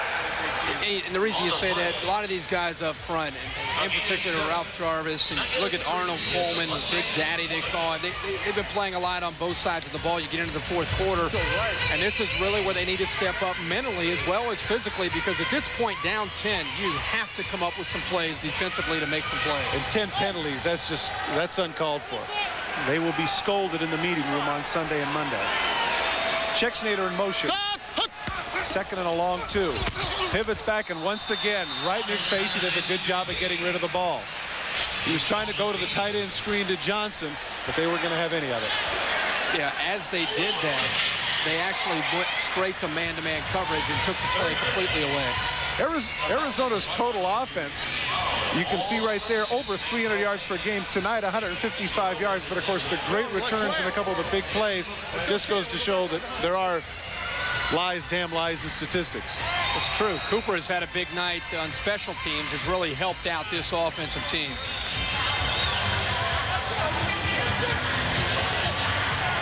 Play clock down to about 5 seconds now. Cooper in motion left, batted up in the air. The ball was tipped. The ball was tipped. The crowd wants interference, but the ball is tipped to the line of scrimmage, and they're not going to get it. The ball is tipped here. Jarvis gets his hands up. I believe it's Ralph Jarvis.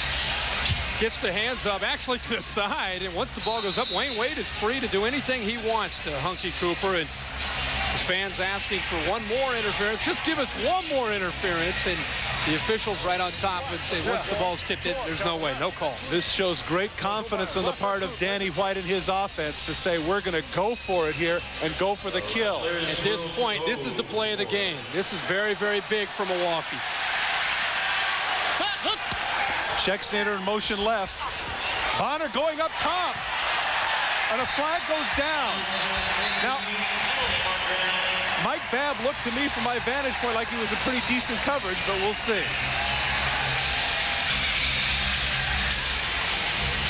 Danny White telling us in our meeting yesterday that there's a good chance when the corners go up tight that they'll go around him and try and beat him deep on crucial downs.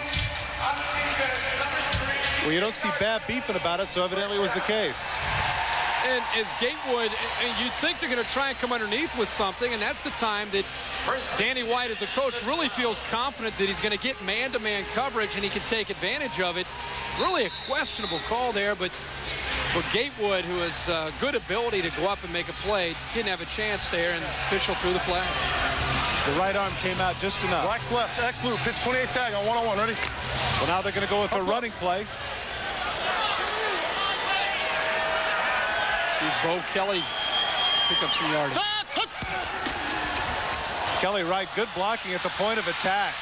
But a flag's going to go down. I think they're going to call holding on that one, Kirk.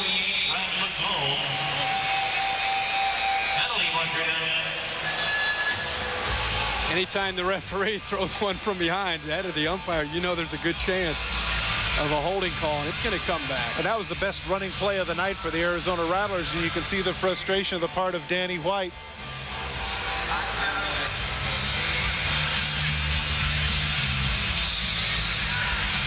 To push Arizona back. This is a point in the game when the emotions of the game really become important as well. 8-yard penalty. Repeat first down. Let's keep an eye here on number 69, Richard Hash. He gets that arm hooked a little bit too much on Benson. Again, another one of these calls that could go either way, but the official, the referee, had a very, very good look from straight behind there. I think 2 handfuls of jersey usually gives it away. That'll be it. Right here, Bo. First down and 18 now at the 18-yard line. Schexnayder in motion left. Once again, he's going to get the offside right down the middle to the tight end. And Ash makes up for the holding call and sweet dance. He's been working on that one. It's going to be defensive offsides once again. They will decline this. And another touchdown. Richard Ash, one of the two returning linemen from last year, simply slips through the line here. Watch number 48 in the middle of your screen. Goes right through on the blitz. Nobody picks up Richard Ash. He's all alone. And a lot of times when you just continue to block and you block and you block, you finally slip out. And by the time they use that play, and again, Danny White says he likes to save things. They use it in the fourth quarter. The defensive backs have been trained to go after other things they've seen all game long, freeing Ash to make a pretty easy play. Nice ball there by Bonner. Nice touchdown for Arizona. Well, at 6'4", 255, he didn't look like one of those dorky linemen who just catch those 2-yard touchdown passes. He showed some excellent speed and a pretty good pair of hands down the middle. I like the dance. And, of course, he showed a little funk as well. There's no fan like a hometown hockey fan, and there's no card like the official no annual fee NHL MasterCard. Call 1-800-268-5700 and apply for the only MasterCard with your favorite team's logo, and no annual fee. Plus exclusive cardholder benefits. So take your shot and... with the credit card made just for hockey fans like you, the no annual fee NHL MasterCard. Call 1-800-268-5700 now to get your exclusive National Hockey League MasterCard. Can't wait. Boy, you look so right in white, hot white. And you'll drive me mad, glad. Or come out and play gray. And your chills down my back, black. For nothing to do blue. Just wait till we get our hands on you. Can't wait. Whoa, I just can't wait. Just wait till we get our hands on you. Cable guy! He'll juice you up. You might want to put on a bathing suit, because you'll be channel surfing in no time. He'll track you down. Hey, buddy! He shows up wherever I go. He won't leave me alone. On June 14th. Once you're hooked, He's gonna need some tough love. you're his. Don't do that. You're going to get me killed. Jim Carrey, Matthew Broderick, the Cable Guy. I'm just messing with you. Rated PG-13. At theaters Friday, June 14th. Have you heard what Jim's driving? What's he got now? You should see this thing. What an incredible machine. Sleek, aerodynamic. Fast? Oh, yeah. That baby really moves. So what kind of engine does he have in that thing anyway? Nuclear reactor. You'd be amazed at what teenagers are driving these days. Right full rudder, steady course, 355, helm on. For more information, call 1-800-USA-NAVY. Due to time constraints, we now move ahead to further action between the Milwaukee Mustangs at 4-0. Mike Trigg, the head coach, has led the Milwaukee Mustangs to this undefeated start after struggling last year. They're going up against the Arizona Rattlers, who at 4-1 with Danny White have been outstanding, losing only one game to the Anaheim Piranha. The 10th anniversary of arena football. More action after this.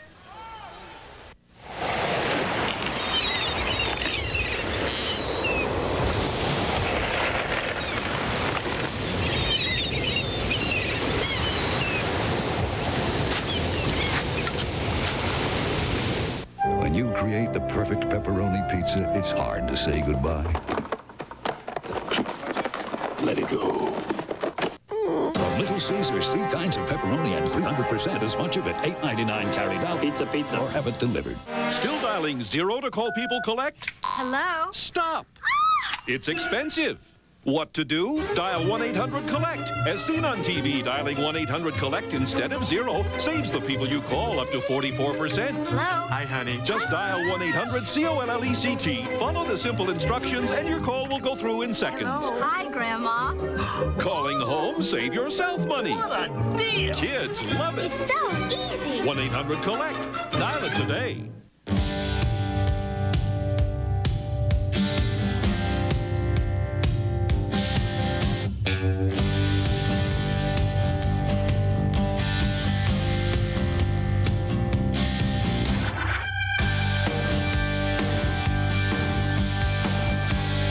protect your engine, remember, Pure Oil now, Pure Oil later. Pure later. Kenny Stucker with a big kick, not only 49 yards, but don't forget, those of you who don't know all the rules, 9 feet wide are the goalposts, but the crossbar is 15 feet up. Quite a kick for Stucker. Yeah, you're right. Kickoff deep. Cooper tries to get it before it goes underneath. Instead, it'll be a touchback.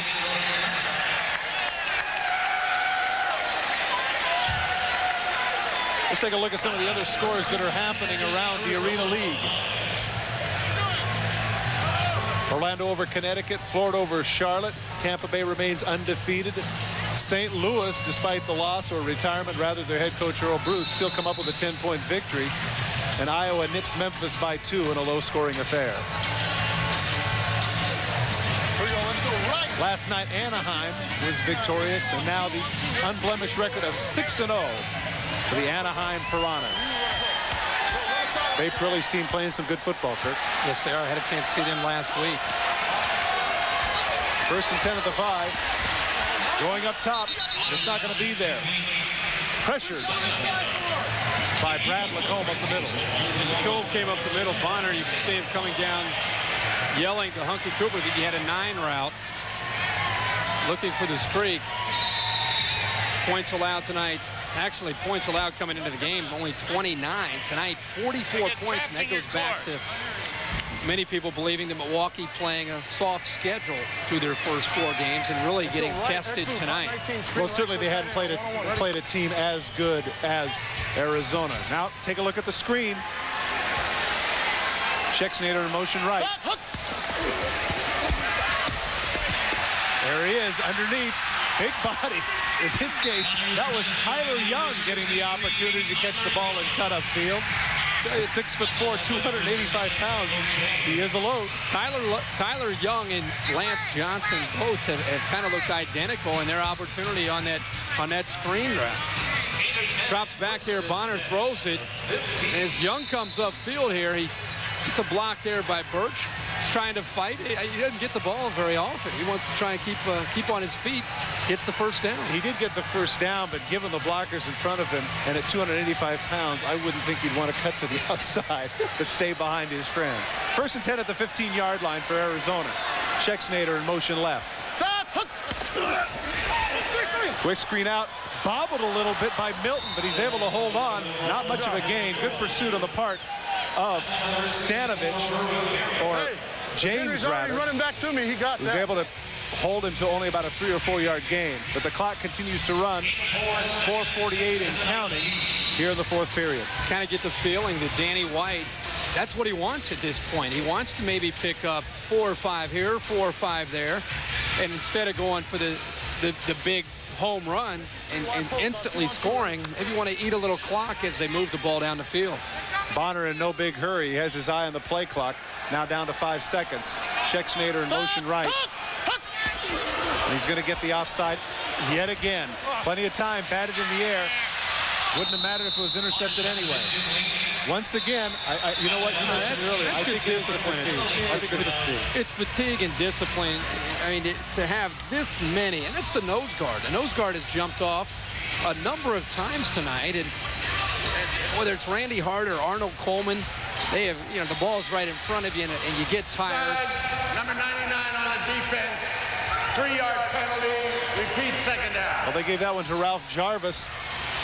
I think they could have called Campbell. He was the one that jumped up. And you make a very good point with regards to the inside. A nose guard, the ball's right in front of him. He has no excuse to get drawn off sides. And I think not only the fatigue factor, but a lack of discipline. Step left now. 2nd and 3. Yes.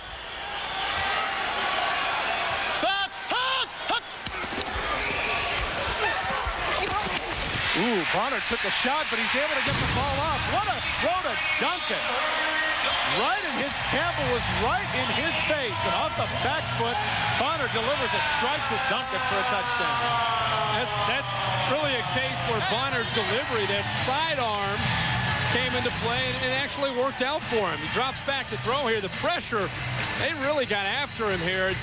He drops back. He's got to concentrate downfield, and he does a nice job of that, getting the ball to Duncan. Duncan's been waiting to explode to get into the end zone.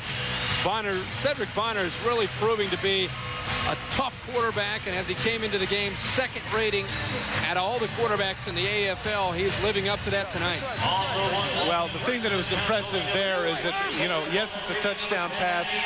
Yes, it's 28 yards, but he showed a lot of moxie with a guy right in his face. That'll go a long way towards his confidence and towards Danny White being willing to do even more things with it.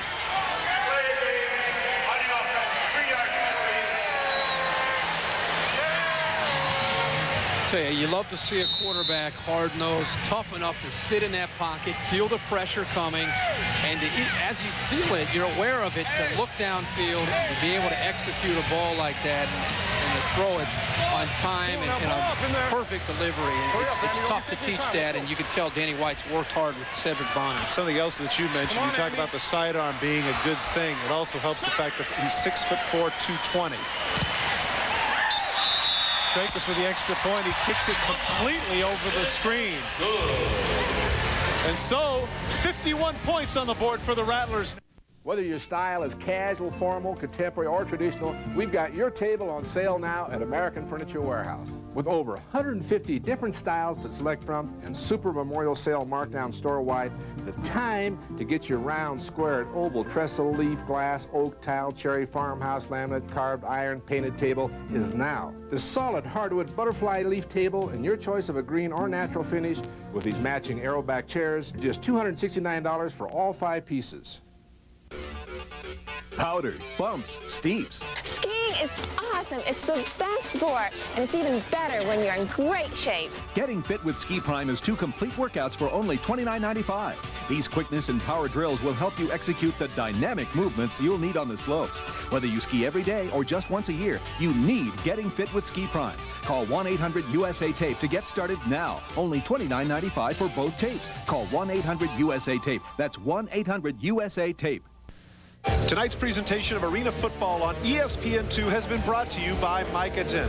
To stop the itch and cool the burn of athlete's foot, use Micotin. And by MBNA America, proud issuers of Arena Football League Visa. The thing that's impressive about this drive is the time. They took 4 minutes off the clock in this 45-yard drive. That is a bomb. Drake is clearing the net twice, once on the extra point and also on the kickoff. This man has a very, very strong leg. You know, one of the things about that that's impressive is he's done exactly what Danny White asked him to do. Now, if on your computer you want to converse with Eddie Brown, here's your opportunity to do it through the Sports Zone. Monday at 6 o'clock Eastern Time. There it is, ESPN Net Sports Zone. Chat with Eddie Brown, on pace to score about 60 touchdowns here in Arena League football. Pass underneath to Bruce Lassane, a short gain. We'll give you another chance to take a look at that Sports Zone with Eddie Brown. There it is, Monday night, 6 o'clock Eastern Time. SportsZone.com.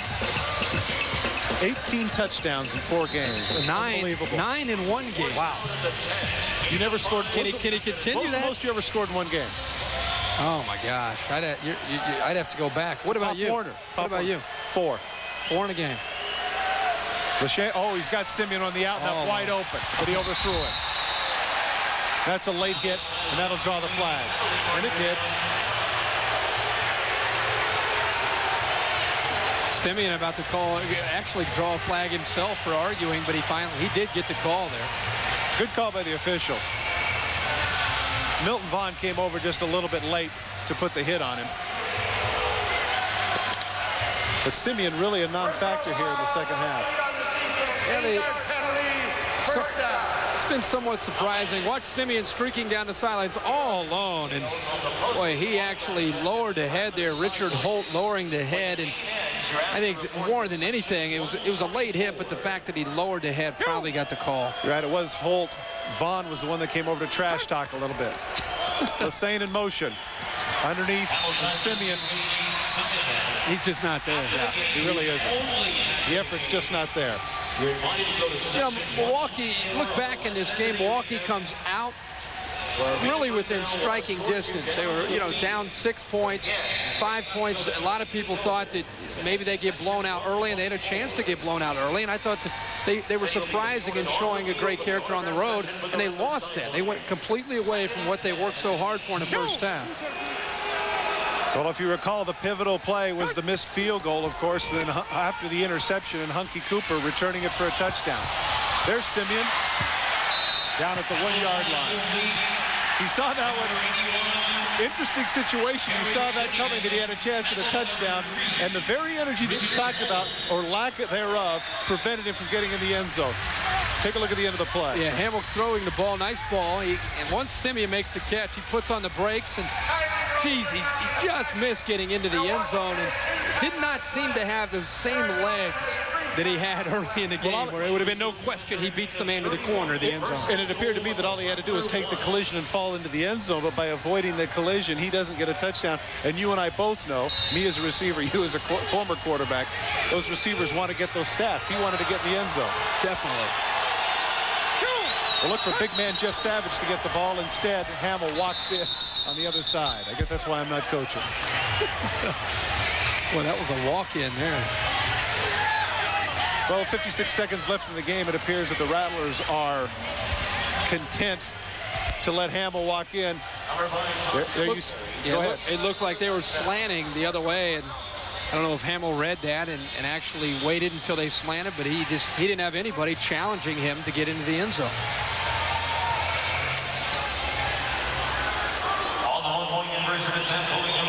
Stucker in for the extra point. 5th rushing touchdown of the season for Hamill. And the extra point is good.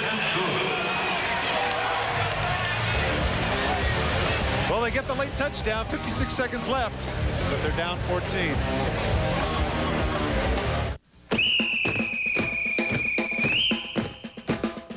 I don't know, but it's been said, athlete's foot's as good as dead. Mighty Mike. The cooling action. Mighty Mike. Acts on contact, this I know, cause that tingle tells me so. Mighty Mike. New Mighty Mike. Stops the itch and cools the burn. Penetrates to kill the germ. Athlete's foot, don't let it win. Stamp it out with Micah 10.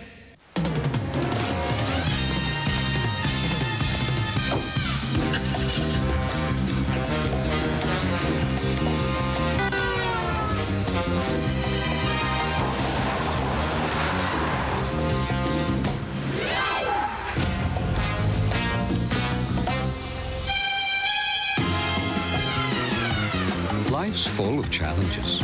Drive a car you can depend on. The Nissan Sentra. Welcome back to Phoenix. Todd Christensen along with Kirk Herbstreit in the Arizona Rattlers. You see everybody up there anticipating the onside kick here with 56 seconds left. Everybody on the left side for the Mustangs. Of course, the idea is to get the one big hop, right? Yeah, you gotta hope that he's able to get it to a point where it's going to hop up and allow one of your athletes to run up there once it goes to 10 yards and see if they can make the catch here. They really need this. They have to come up with this. The width of the field is only about 28 yards, though, so that hop better come pretty quick. And it did. Well, it's loose. Oh, it's loose. I think that the Mustangs have it. Richard Holt looked like he had it, and then he fumbled it, and sure enough, the Mustangs have recovered. Petrie came up with it. Stan Petrie, who early in the game had the 2 touchdown catches, been kind of a non-factor here in the second half, but he makes a big play there. The flag is down, however. Another trash-talking type of penalty.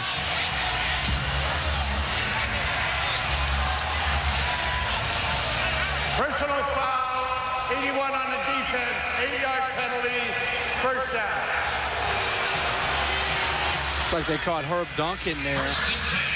Little extracurricular activities. Well, the ball is loose at this point, and Stan Petrie, number 6, does a nice job of getting to the bottom of that pile and wrestling the ball away, and Milwaukee now has an opportunity. They really need to strike quickly here, and we'll see if they've gained a little life, see if they move around a little bit more, and see if they can get a chance to make some plays. 25 penalties this evening for a total of 164 yards. Lassane in motion right. They go with a middle screen. Oh, nice move. Cutting to the outside is Jeff Savage, breaking some tackles. Boy, I tell you what, I really like the moves that he makes. And there's a flag. Gatewood pushes Randy Hart, but I really thought that Hart hit him late, and it'll be for the officials to decide. It was a matter of, did they catch Hart initially, or did they see the second hit there by Gatewood?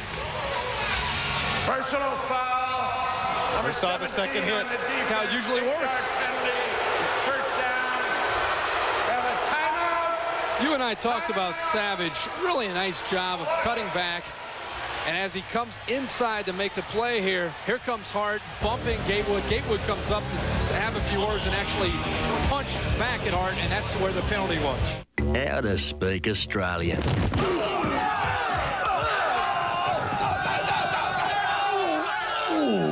Fertilizer. Beer. Foster's. Australian for beer. All set? You bet I am. Thanks to you. A few weeks ago with Jesse, I noticed something. Dandruff. So I told him about Head & Shoulders. Regular shampoos just rinse flakes away. Head & Shoulders helps prevent flakes from even forming. Because great hair can't have flakes. 10 minutes? Perfect. I'll see you then. Ah, the bubbly. Thank you, buddy. Your door is set. No. 9 minutes. Close. Yes. I got a date in 4.5 minutes. Your flowers? Hey! Hello. Just a technical problem. Barry, what's going on in there? The American Express card. Don't leave home without it. Jack Baker may not be concerned with his Q rating, but I'm sure it's gone up tonight as one of the recognizable faces in arena football. As we mentioned, 25 penalties this evening. First and goal at the 10. Lassane in motion left. It's checked the line of scrimmage. There's Petrie on the fade. Oh, good recovery. Milton Vaughn with the recovery in the left hand. Outstanding defensive play. Vaughn, a nice job. He looked like he might have been beat if Hamill was able to put the ball into the corner, but watch him recover. Just smacks the ball, swats it away there. That's just really a guy that has athletic ability. Slant. On one. Ready? Right. The last thing we heard was the Y slant, so they're going to try and hit something over the middle of the field. See if they can get Kerry Simeon, who's going in motion at top of your screen in a slant. He was covered, and he's going to go down with a sack. Lance Johnson is the one who made the pursuit, and once again, another flag is down.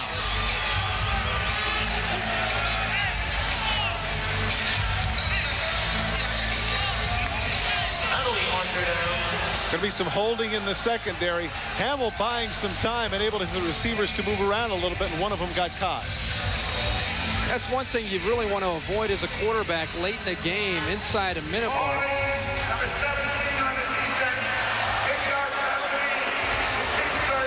You want to avoid taking the sack like this. You really should try and throw the ball away if you can at all.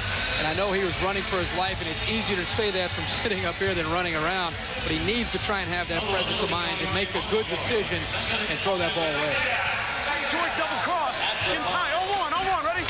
Second down and 5. You heard the crossing routes. Once again, they'll try and get something in the middle of the field. I think he wants a choice route as well from Stan Petrie at the top of the screen, giving him the ability to go to the fade or a quick slant down in close at the 5-yard line. Well, they're just outside the 5. They have second and 5. They can get a first down just inside the 1-yard line here. But time being a factor with 32 seconds remaining, obviously they want to stick it in the end zone. Here we go.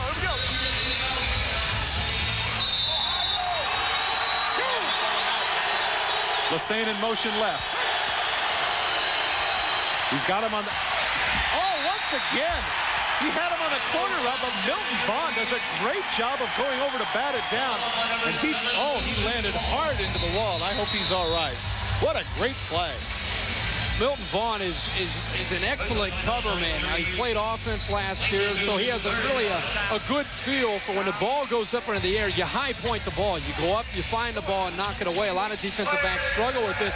Hamble short arms the ball and creating an opportunity for Vaughn, who did go into the wall extremely hard there. But Hamble, you know, he tried to aim the ball. He just needs to throw that ball, get it into the corner, and let Mustaine make the catch.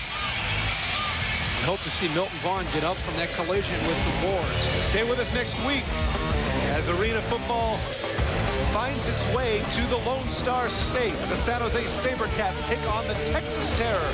Saturday night, 8 p.m. Eastern, 5 o'clock Pacific, right here on the Deuce.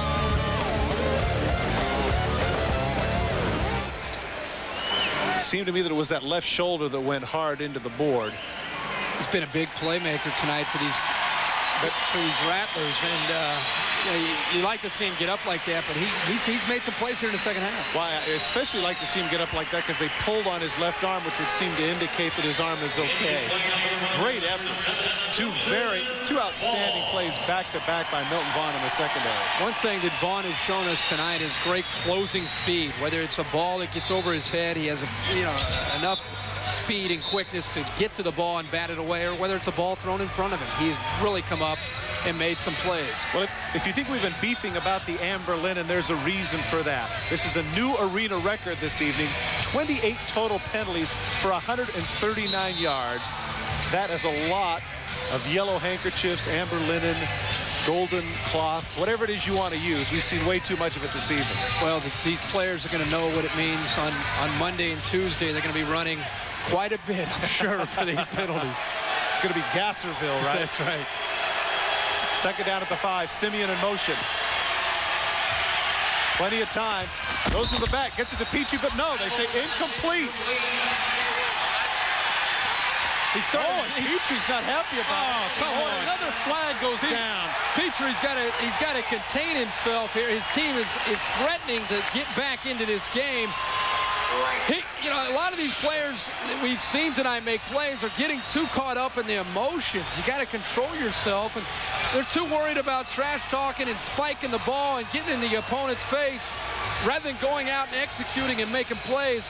Petrie on this play.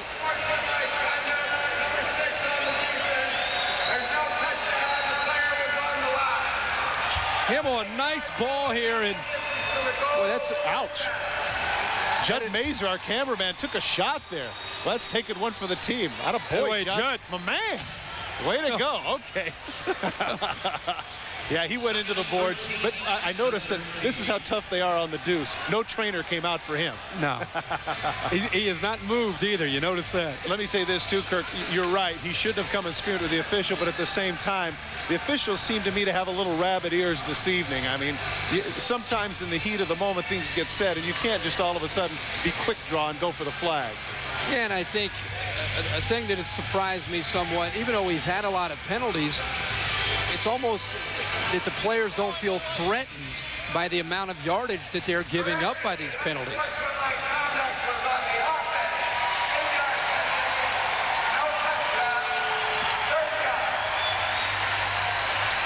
Well, the penalty becomes costly because now they move out to the 13-yard line, which may give them a little bit more field. Still, Petrie should have kept his mouth shut. Here we are, third down. Simeon in motion. Cuts across the field. Hamble with time. And he's going to run. He fakes out Schexnayder, and he pays the price. Randy Gatewood knocks him out at the 5-yard line, but that's a great effort on the part of Hamble.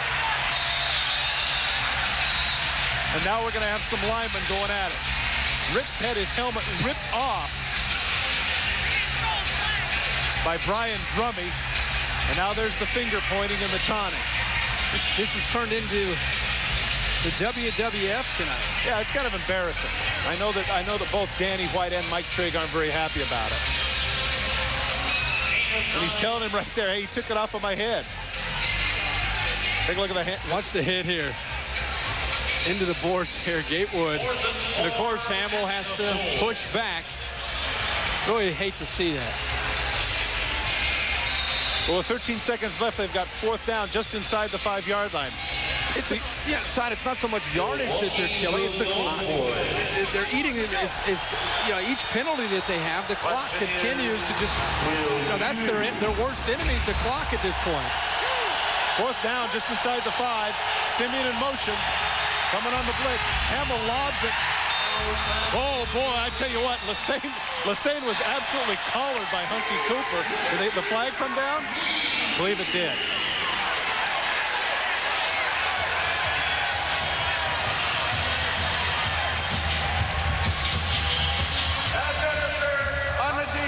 Number 14, half the distance to the goal, first down. He absolutely tackled Lassane in the end zone.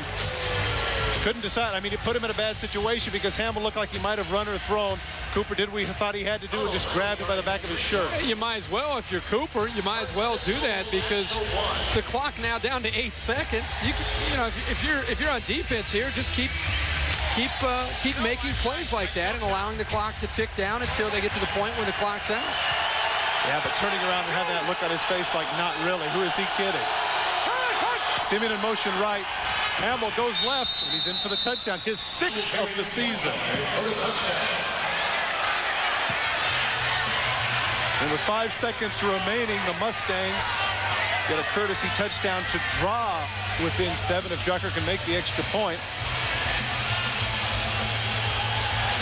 You mentioned the 6 touchdowns. He's a guy that they really like to give him the ball when they get inside the 5-yard line. If they can't power it in with Lacombe or Savage, they simply use Hamill, and Hamill's had a lot of success this year scoring touchdowns. And it's interesting to me because it's not as if he's some, 6'4", 220-pound bruiser. I mean, he's 6'1", 195. Well, Drucker's extra point is good. And the Rattlers lead is cut to 51-44 with 5 seconds left. So once again, we'll see how effective they are on the onside kick and whether or not the onside kick takes up all of the 5 seconds. Yeah, that's the whole thing. Even if they recover the onside kick, you only have 5 seconds remaining in the game. Well, that's...